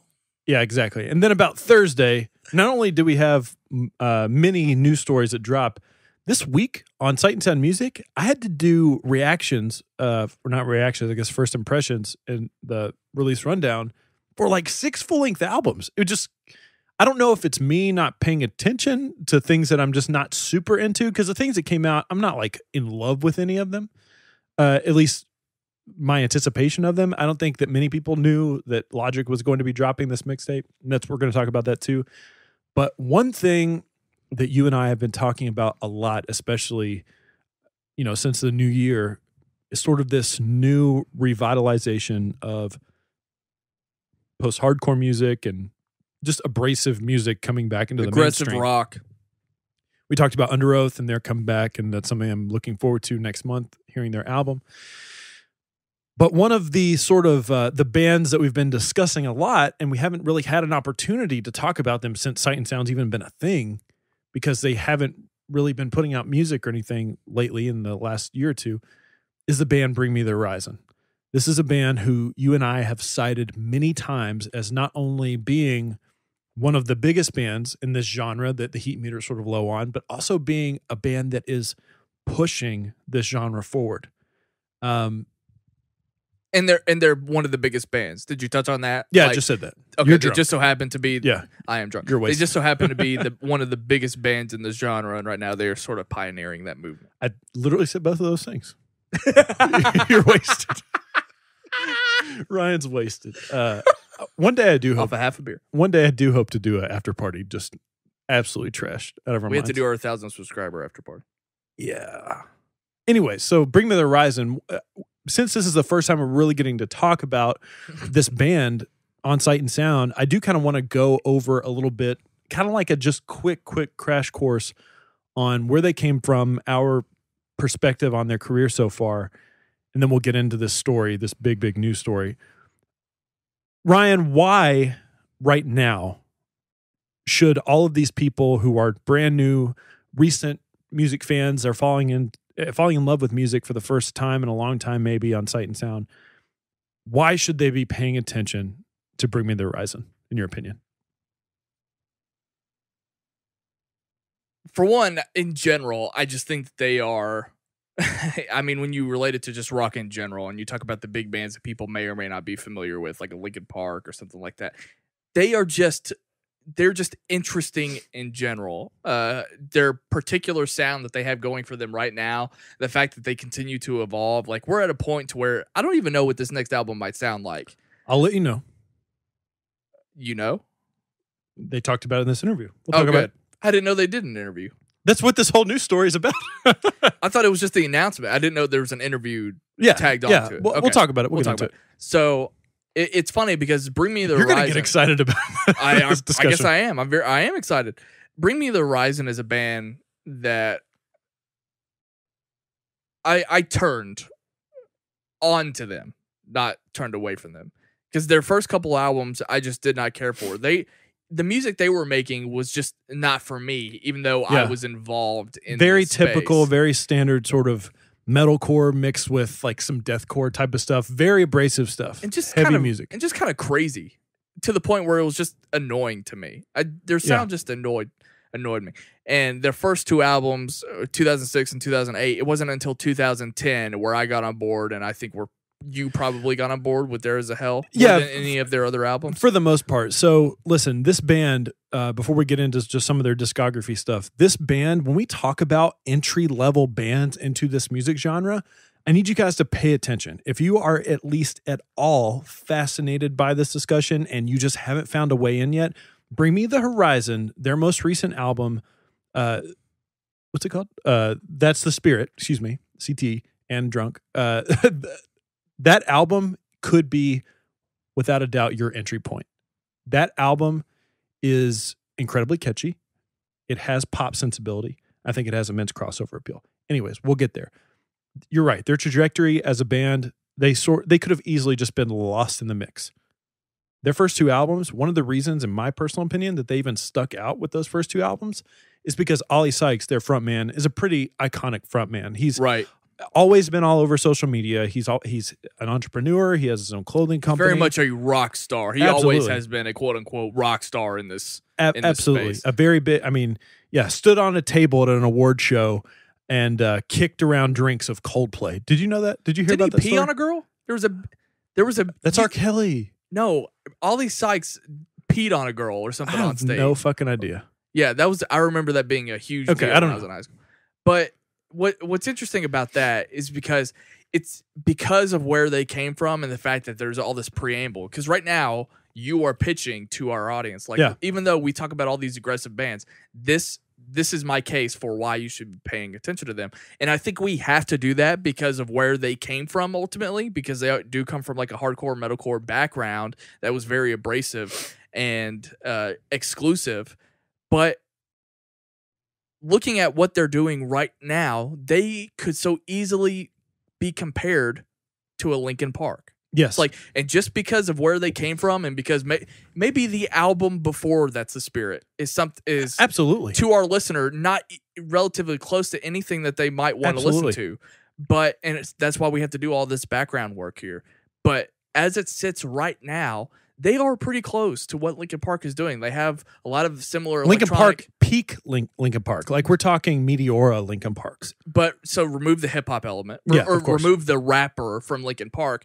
Pay attention to those technical electronic elements. The fact that huge, massive hooks that will literally get stuck in your head. Depending on the song, Ollie could properly replace Chester, like he covered Crawling performed Crawling during Chester's tribute show, and he kind of fits into that pretty well. You throw in some heavier and aggressive elements from time to time that are sort of layered out through there. Now listen, before we go any further, we're not just celebrating this band because they're catchy and their songs are really well written. They have an element to them that, like when I dive deep into Bring Me the Horizon, I'm not just talking about great songwriting. Like I could talk about great songwriting with Drake and sort of stop there. I'm not diving into the minutia of like Bon Iver with Drake. I can do that with Bring Me the Horizon because the more their career has progressed, not only have they become more palatable to a wider audience, but they've started to explore some really interesting ideas. And that all started with There Is a Hell. That album, honestly, not too much different in what they're selling to you than their first two albums. It's still a very aggressive album. It still is a metalcore album at its very core, but they started to sort of experiment with electronics. They started to experiment with like post-rock, really beautiful and atmospheric guitar tones that sort of just glitter and glisten throughout the album, and interludes and this and that.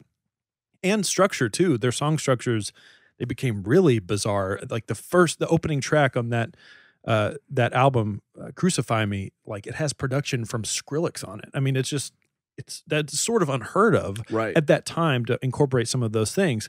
Their next album, Sempiternal, is when they really started to cross over to the mainstream a little bit. A lot more singing involved in that album. That album to me, if we call That's the Spirit their Linkin Park album, Sempiternal to me has always reminded me of a Slipknot album that was a little bit more accessible. Sure.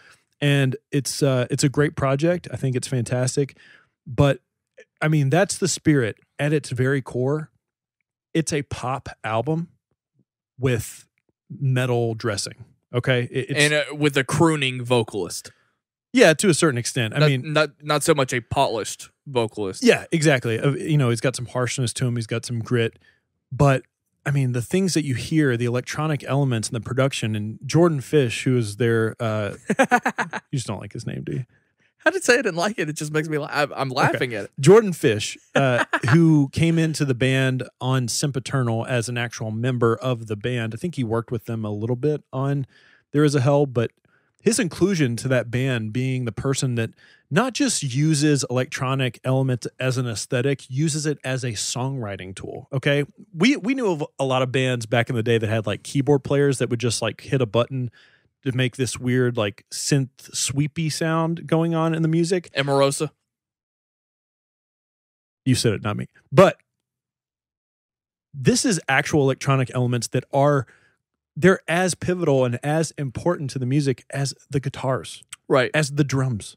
Sometimes they are the drums. It's just like, that's so interesting in this music genre. And that is why I think they're pushing it forward. Now, it's been a minute since they've had an album. In my opinion, too long. I think it was when we were doing like the most anticipated of 2018, and I think that was probably the last time we mentioned Bring Me the Horizon. You mentioned that you just had to assume that they were going to have an album out this year because it had been so long since we heard from them. And I'm still doubtful. Well, I'm doubtful about that now after this interview, but okay, we'll get into it. I think, personally, I think a Bring Me the Horizon album needs to come out this year. Because, like I've already said, we have the Under Oath album coming out. We have an Architects album potentially on the horizon, no pun intended. And I think if we were to wait for this wave to pass and then put it out next year, you need that wave to grow bigger, right? You don't need them to just be another piece of the puzzle. You need them to contribute to the overall picture. And I just think a whole year being separated from that wouldn't be a good thing. Anyways, I think that this band now discussing and confirming that they are working on music is exciting. It's extremely, extremely exciting. Ollie Sykes did a cover page interview article with Kerrang! Magazine, who's a heavy music magazine out of England. And they asked him about working on new music. He doesn't do he does a lot of interviews and album cycles, but in between that, he hasn't really been talking. The band hasn't been talking a lot. He confirmed that they are working on new music and that they are looking to progress the sound. Good. He also confirmed, unashamedly, said it without any, not trying to challenge anybody. He said, our goal as a band is to appeal to more people. We want more people to hear about our band, but do it with, this sort of artistic expression.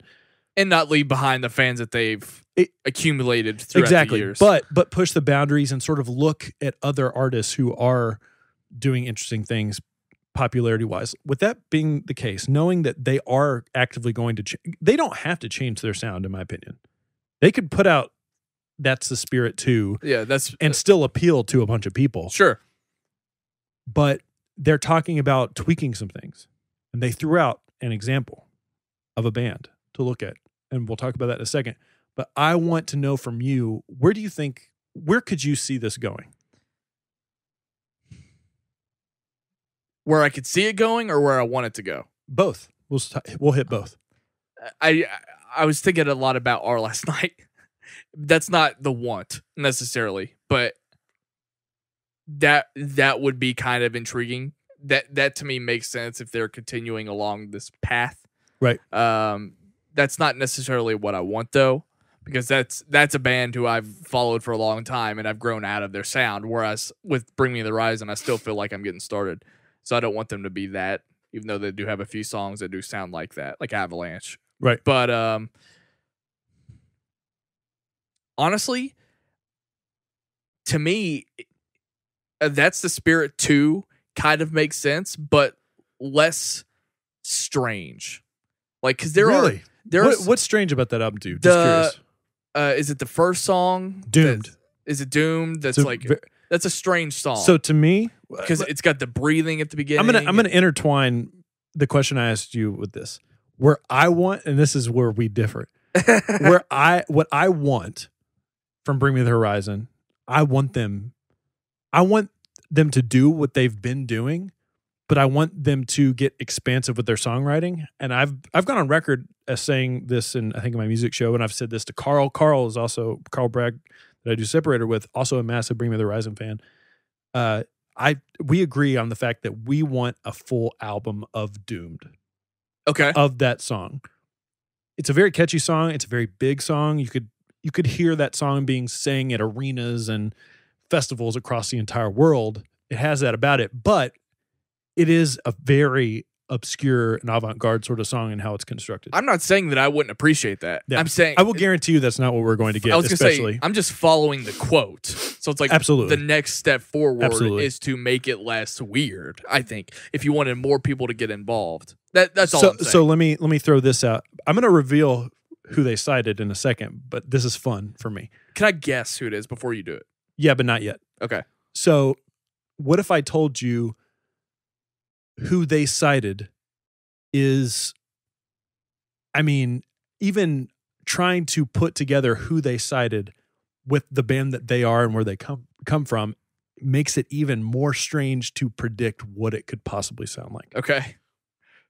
I think I have a good guess. Okay. Can I guess now? Sure. I won't confirm or deny. Aren't you going to say it in the segment? I will, but I'm not going to confirm or deny right now. I'm going to lead up to this is how podcasting works. I'm going to lead up to the quote. Who's your guess? Thrice.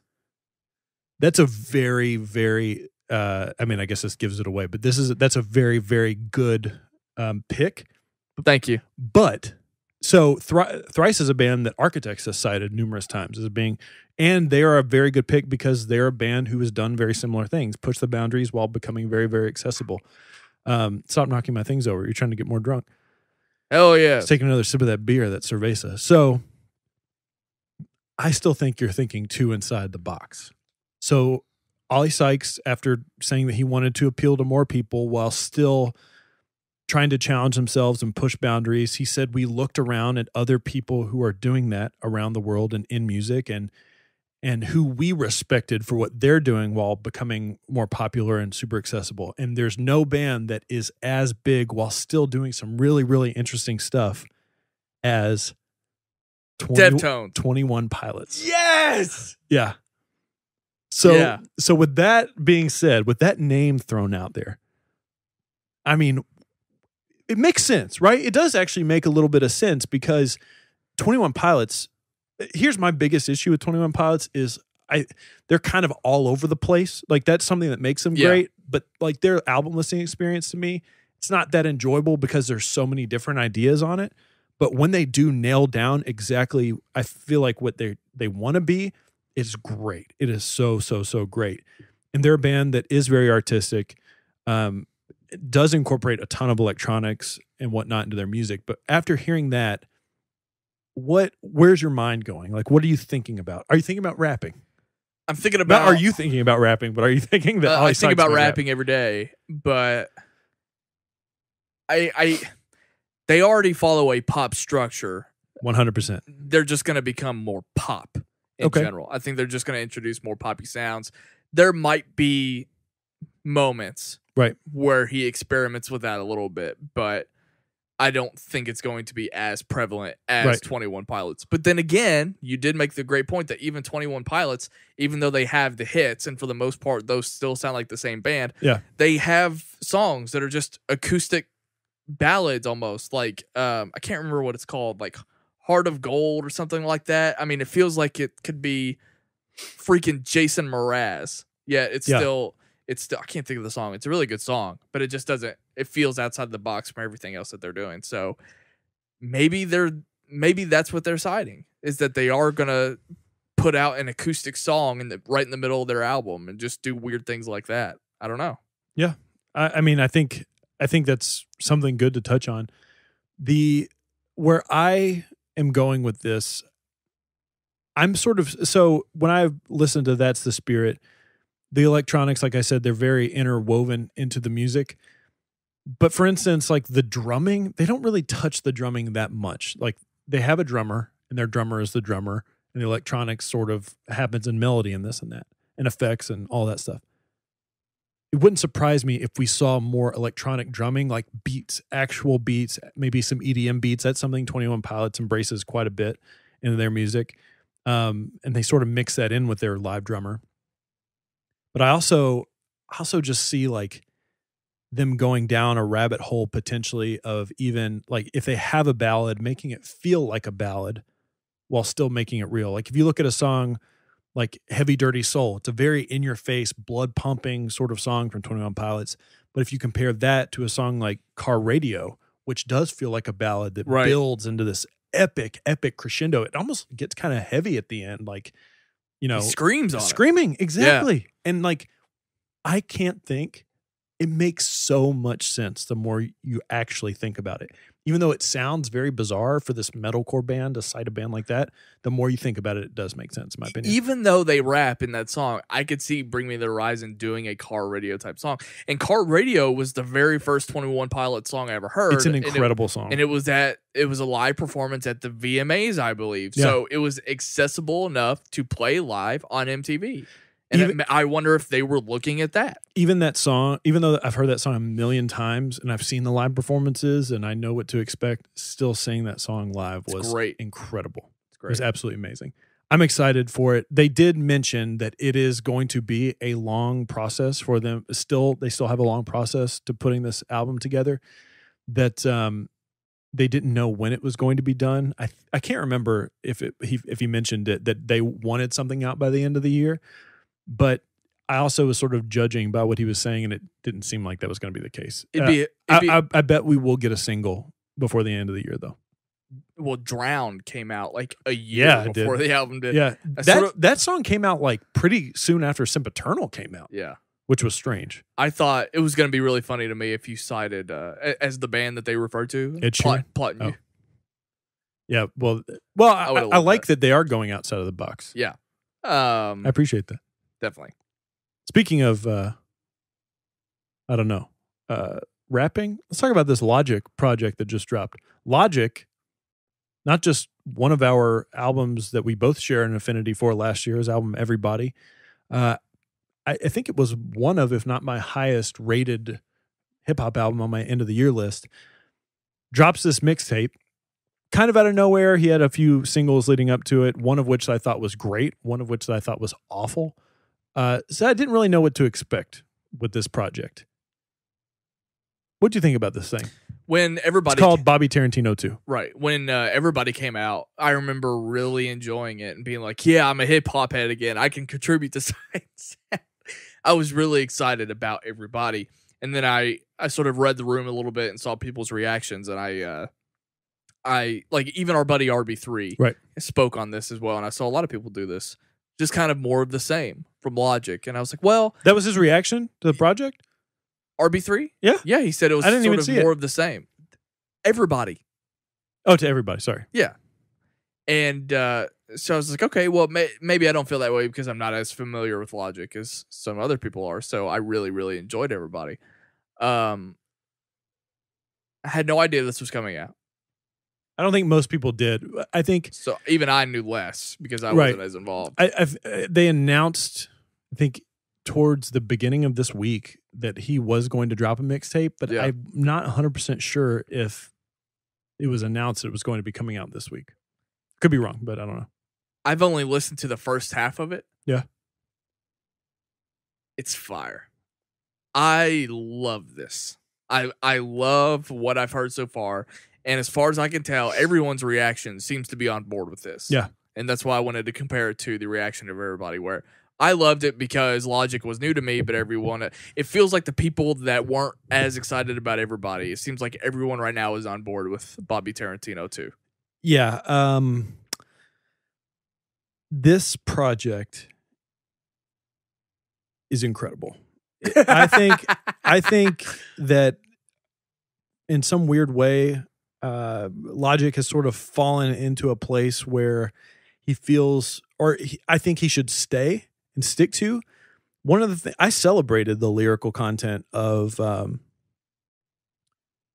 Everybody, even though a lot of people had problems with it. A lot of people were saying, oh, well, the message that he's sending, it's kind of a basic message of like, love yourself, love other people.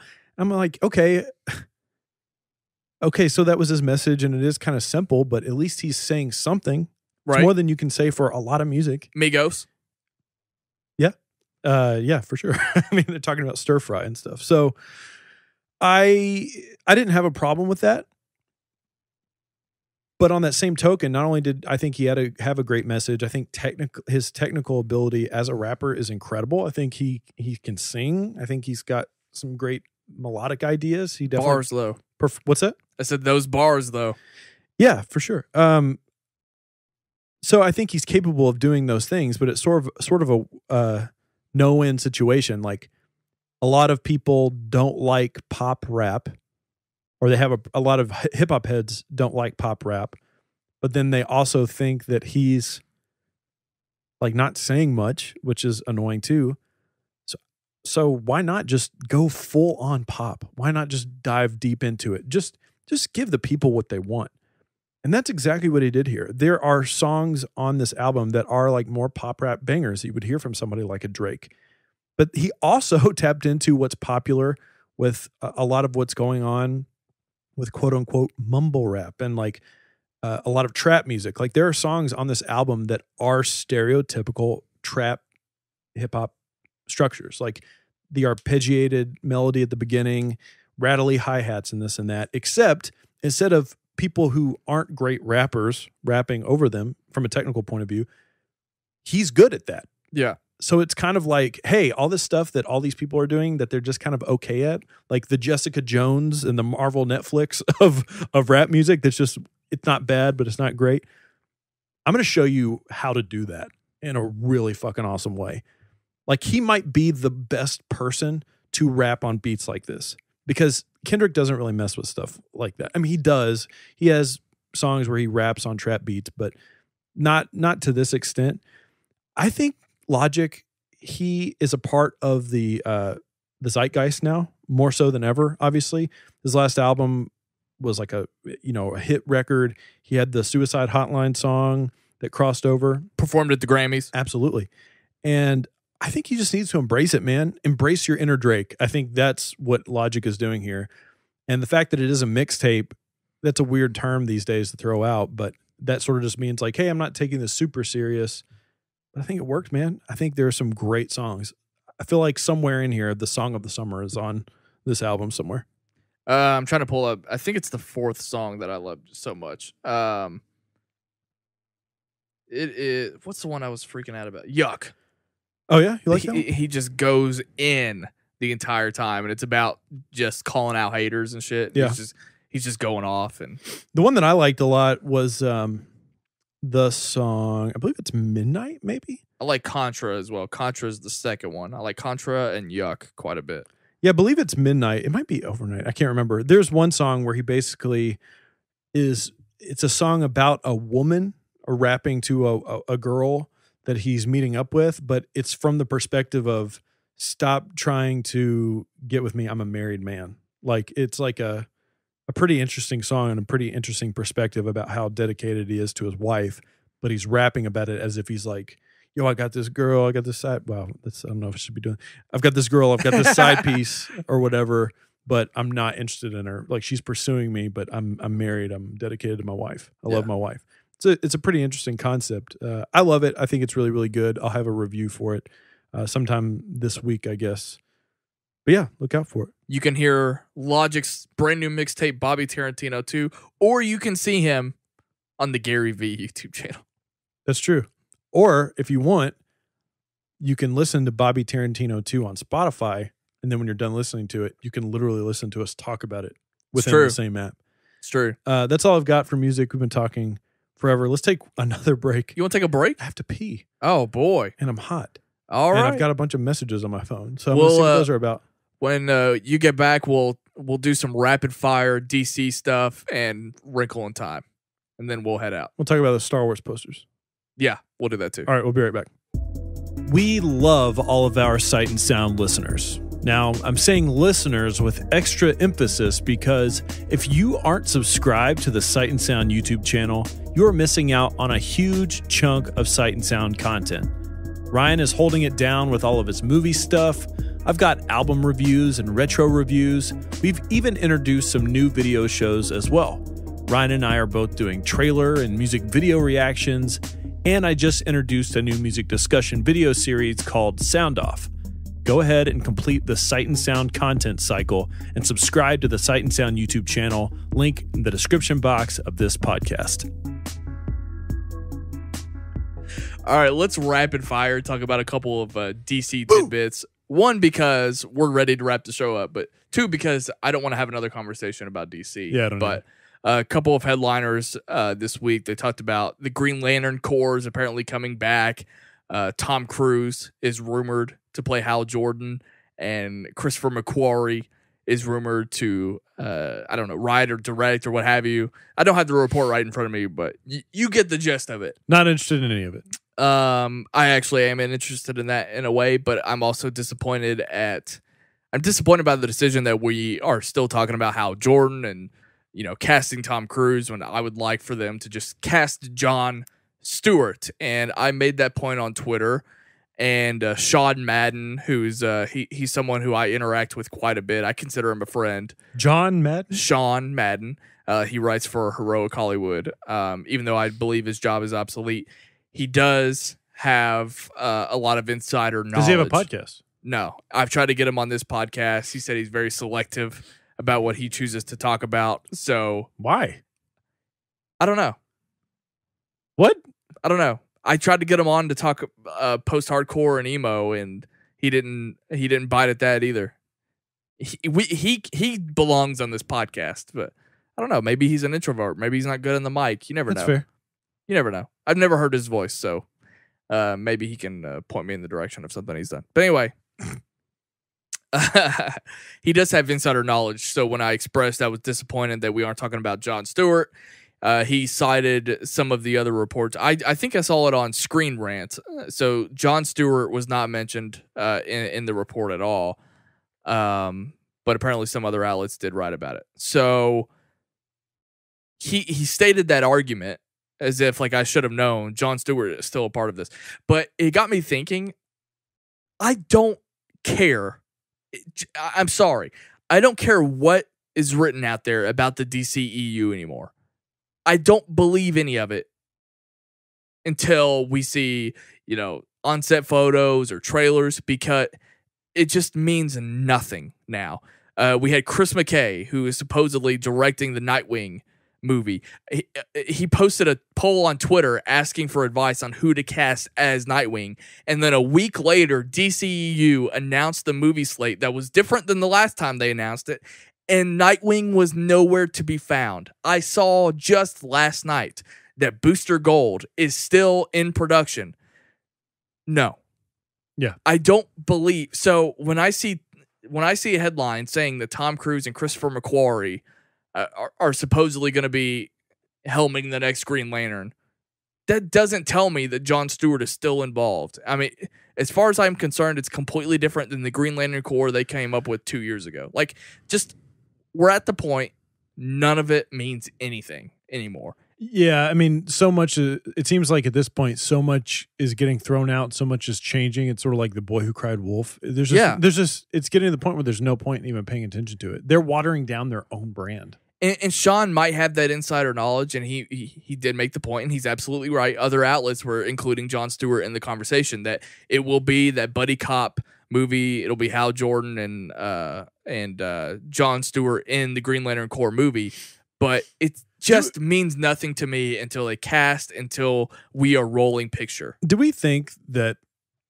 potentially there are some scripts floating around for all these properties that they're high on, and that's why we're getting some of this stuff, and then they get into some of the minutia and minor details of like certain like casting, for instance, and they kind of hit a brick wall, so they pull back? Like, I feel like they just need to pump the brakes on what they're announcing. Like, a lot of this, it's always been the problem. One good thing that Marvel does is that when they announce things with intent, and people get excited about it, right? And so that buzz sort of rides things out. But if they were announcing things all the time and changing things all the time, like, we would be struggling to be excited, about certain things. Like, there needs to be a policy in place. It goes back to the entire discussion of the fact that DC just has, like you said, has no idea what they're doing. They don't have a structure in place, and it's really, really unfortunate. And they have this new personnel. The guy that came over that produced The Conjuring, and like, there's a couple of new people that are put into place, but it still remains unclear. The only thing that is clear about the DCEU right now is pretty much anything going on with Wonder Woman. And so Kristen Wiig was cast as Cheetah, and a lot of people were bothered by this announcement.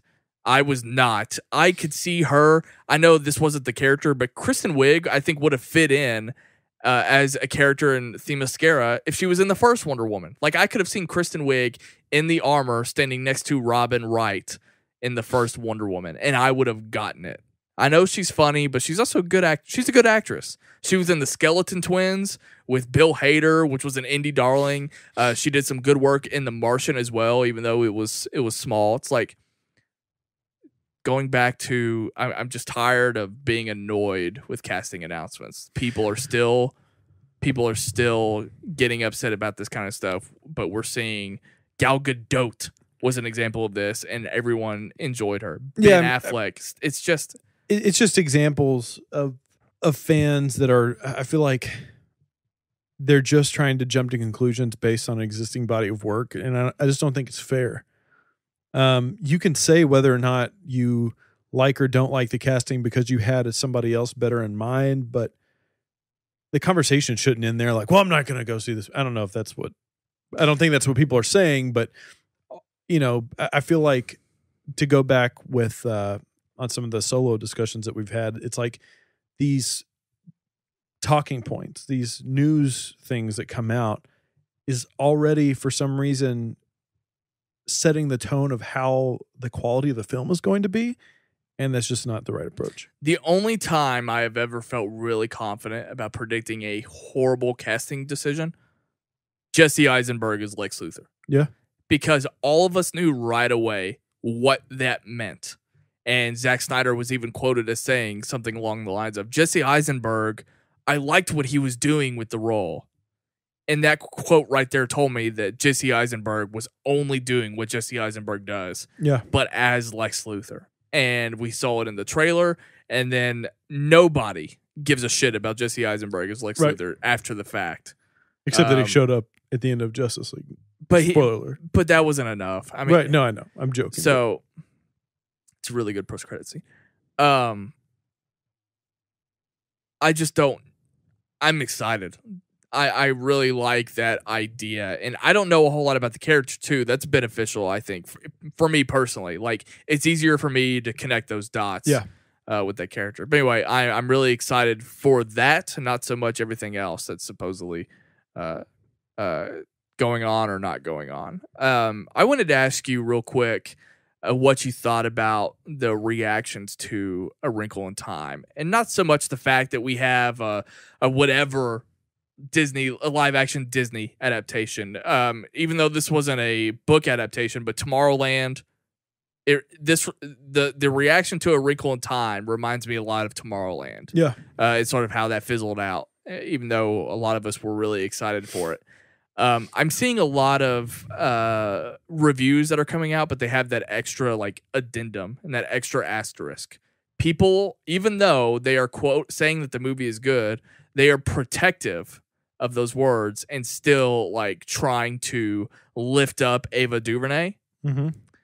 And I understand fighting for that, fighting for inclusion and opportunity. But does she need that? I mean, she has a good body of work and track record. It's okay if you make something that's not very good. So I haven't seen the film. I haven't either. I haven't seen the film. I probably won't see it till it's out on DVD now that I've seen some of the reactions, or out on digital, whatever. But a lot of people are being careful with their reviews. In particular, they're saying, look, I didn't connect with the movie, but I still love Ava DuVernay. But it's like, I get it. Right. But this is also one of the only times that you're doing that. So I'm wondering, I'm just wondering, why do you have to do that? Because I have enjoyed what I've seen from Ava DuVernay, and I don't think that she's an incompetent filmmaker. I can probably chalk up this quote-unquote failure of a movie, even though that's probably hyperbolic and harsh. But the fact that it's not performing, or people aren't having the reaction that Disney might have hoped, it probably just has to do with the fact that it was a hard book to adapt. Yeah, I mean, I don't know. I haven't seen it, but I don't think anything needs to be like defended, or asterisks need to be thrown out for it. I mean, if it's good, it's good. If it's bad, it's bad. If it's mediocre, it's mediocre. And as a director, regardless of who you are, man, woman, white, black, person of color, doesn't matter. As a director, you are the head coach. You are responsible for whatever happens of that film. And it should reflect, it has to go on your record, so to speak. Right. But what's also on Ava DuVernay's record are great projects. So I just don't know why, you know what I'm saying? Like, I don't know why why people feel the need to do that. It's almost a little bit like it seems disingenuous, and also seems a little bit like, I don't know. Like, I just don't know if the critics need to be fighting these battles like that. I just know that when Jon Favreau comes out with Cowboys and Aliens, and people are responding like, "What is that?" Right. I feel like every time Jon Favreau comes up right after the release of Cowboys and Aliens, people are unsure about whether he should direct the next thing. It's because they're not showing any apologies. Damon Lindelof writing Prometheus. Right. I did not care for that movie in any way, shape, or form. And people will let you know, and they were ripping him and didn't want anything to do with Tomorrowland purely because he wrote that movie. Yeah.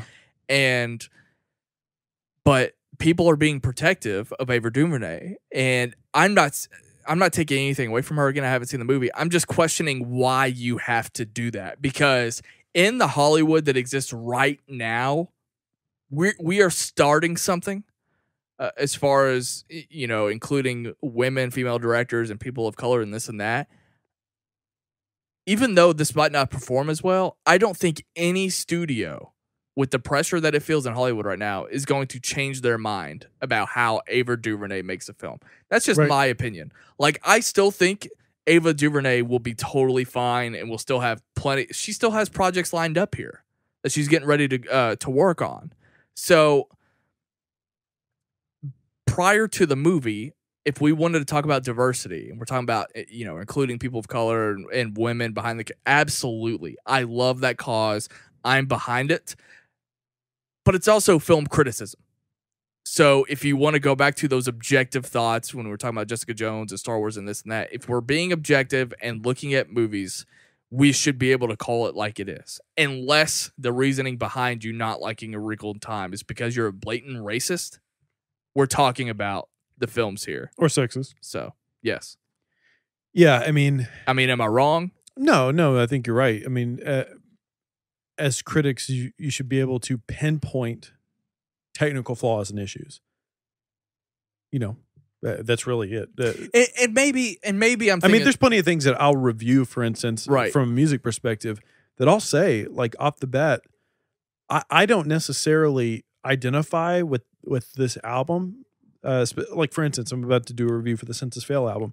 I don't identify with that music because it doesn't necessarily appeal to me, the album that they put out recently. But I can still identify if the songs are well written, if it's performed well, if the production is well, even though it might not be for me. So yeah, absolutely. That's just sort of a highlight on reviewing in general. One thing about this whole thing about Wrinkle in Time that is a little bit interesting to me, I don't know if it's specifically because the massive cast that they had, and just, I guess in general, the people involved, it is a little bit surprising how much Disney got behind this movie. And it makes me wonder if maybe they were about it. Maybe they liked it and enjoyed it. And these reviews are coming out of nowhere. It's like a complete shock. But it is interesting to me how much they were pushing this movie. And now we're seeing at least a pretty much across the board consensus that it's kind of a letdown of a film. I haven't seen it. I'm not going to go see it simply because I'm not going to spend my money on something that's getting reviewed like this. I'm sure I'll watch it when it comes out. It's going to make around $33 million apparently this weekend. Sounds good to me. It's okay. Yeah, it's okay. We're ramping up the summer movie season very early. So I don't know if it's going to do a whole lot more. I haven't looked at the international numbers, but I don't know how much more it can do in March, because things are moving very quickly right now already. Pacific Rim, Tomb Raider on the horizon, things like that. But bring me the horizon.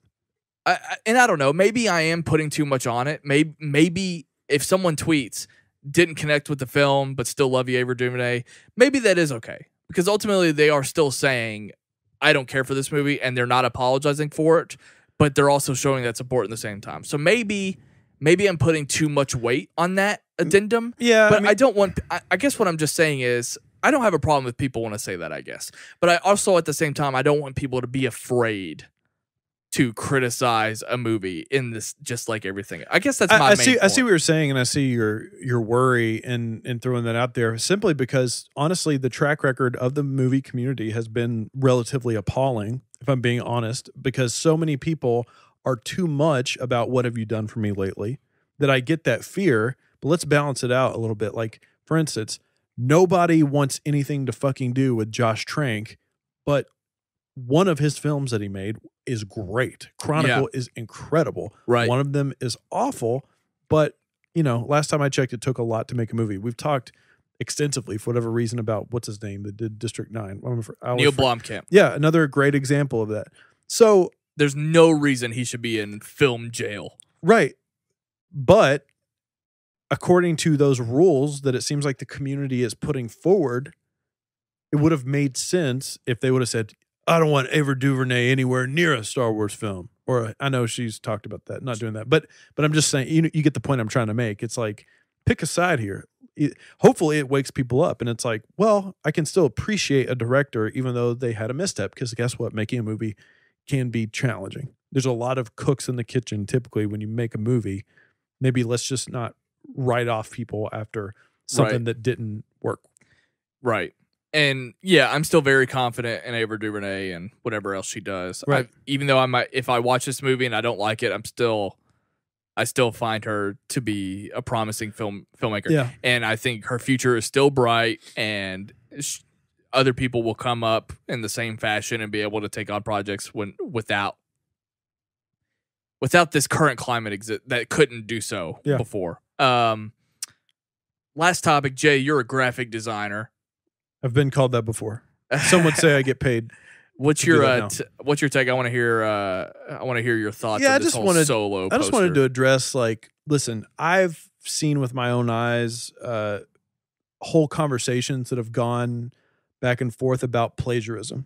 Okay? I've seen things that have been created by graphic designers, and I've seen other graphic designers call them out and say, hey man, this looks an awful lot like this. Typically how it goes is you look at a piece and you compare them and you're like, yeah, this looks like this looks like that. I've never seen a direct ripoff stealing of artwork this bad on this scale in my life. Ever, period. I mean, it's so bad that they didn't just take whole concepts. I mean, they literally, beat for beat, this is the exact same thing. At the very least, they could have like not put that sort of dingy, grungy, sort of yellowish parchment look on the background. Like if they just would have done something like that, right? It still would have been bad, obviously, but like you could have, I can't even fathom how someone would have even attempted this. It's almost as if this is not Disney's fault, but they are responsible, right? They are responsible for hiring a specific company. Also, this company, whoever it was, needs to be held accountable and responsible.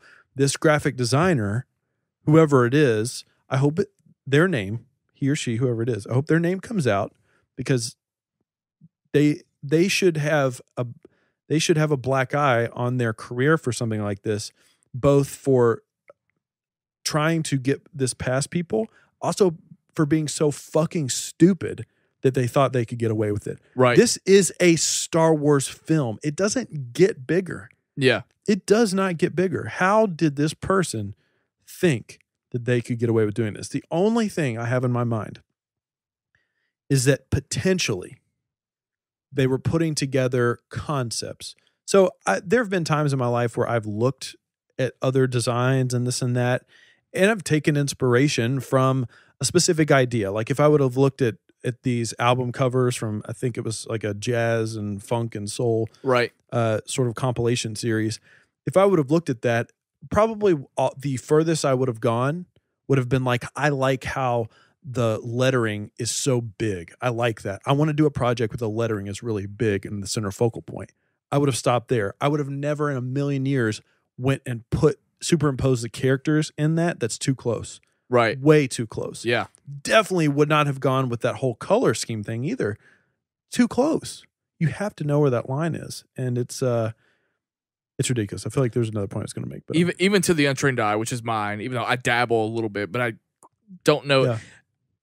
Just calling it you as like to it play is. just a tip with Do what? You like to play just the tip with graphic design. Just calling it like it is and just seeing it for what it is. I agree with you 100%. When I don't have the ethics and the code that you have as a graphic designer, like we talk about how like tattoo artists are really prideful about their work and who does what. And there's a code of ethics that you follow. I don't obey that because I just don't fit into it. But you are absolutely right, and I agree with you 100%. Even to the untrained eye, the person who doesn't care about it as much, it is the most blatant ripoff of anything I have ever seen, period. Right. Like, just horrible. Yeah. So, and listen, this isn't even an argument or a discussion about, like, things have to be purely, completely 100% original, because that just doesn't exist. It just doesn't. Right. When I want to be inspired by things, I think I talked about this with Brando a little bit. I'll go on Pinterest and like look up, I don't know, something. Sometimes I'll just look up graphic design inspiration and I will just scroll for probably 20 minutes. I won't stop scrolling and I'll just let my eyes take in information. And like maybe I'll take some inspiration from one particular thing on the lettering here, or how a character is represented here, or maybe a layout here and a shape there. It's just like you have to be so conscious about that, you know? And sometimes it does happen where, people will make designs not trying to rip off something, but it's ingrained in their mind, and that happens. But this is not an example of that. The other thing, this is the last thing I was going to say, and I sort of lost my train of thought, but the only way I can see how this could have potentially happened is if a designer was putting together rough ideas and rough concepts and saw this and said, I want to do something with this. I'm not sure what yet, but I need to show. Usually when you're presenting ideas to a client, you show them a lot of ideas, not too many, but enough to get the ball rolling. Usually in that version of things, there's a lot of revision processes, and you've got to come to the conclusion after many changes. Maybe he presented this as just like a general idea. Or she, I'm sorry, excuse me. And they were so sold on that idea. They were afraid to say, well, it's actually a rip of Sony. Potentially. Entertainment. Potentially. But, you know, even at that, you can't go into it that far. Right. You know, you can't go into it that far. You've got to at least make some changes. Even making it like black and white. Yeah. Like could have done so much to it. Yeah. I agree. It's a shame. I can't wait to see the new posters that they come out with. Can't wait to see the new trailer. I don't want a new trailer because I think that Disney... Did I talk about this somewhere? I feel like I did. Maybe I didn't. I feel like Han Solo and Disney and Star Wars, Lucasfilm, who else can I name? Other people. I feel like they're sort of leaning into all of this now. Like, we know that we haven't done all the promotion. We know it's come out ridiculously late. Let's just drop the movie. Like, who cares? Like on Netflix. Yeah, no. Like, at this point, it's a talking point, right? All this stuff, like, it's so late. It could be bad. People want to go see it now because when it comes out that it's great, if that happens, if the reviews come out and people are like, holy shit, that's even going to propel it even more. Right. It's even an even further example that we might not need all the promotion and marketing for these big tentpole movies that we think we do. Is that it? I think that's it. Yeah, we did good here. Wrinkle in Time's at 42% on Rotten. I saw that. Also, A Quiet Place got rave reviews. It's at 100% right now. It just premiered at South by Southwest. Dope. Pumped for that. That's all I got.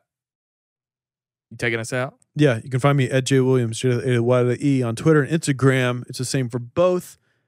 Also, just announced on the music show the other day that episode 2 of More Than Music will be coming out on the last Tuesday of this month. It's called Converge. Hardworking and heavy as hell. It's a shorter episode, only about 30 minutes, but I think you guys will enjoy it. The response so far has been fantastic. It has pretty much ensured me doing more episodes later, of course, because I'm still technically not done with season 1, putting it together.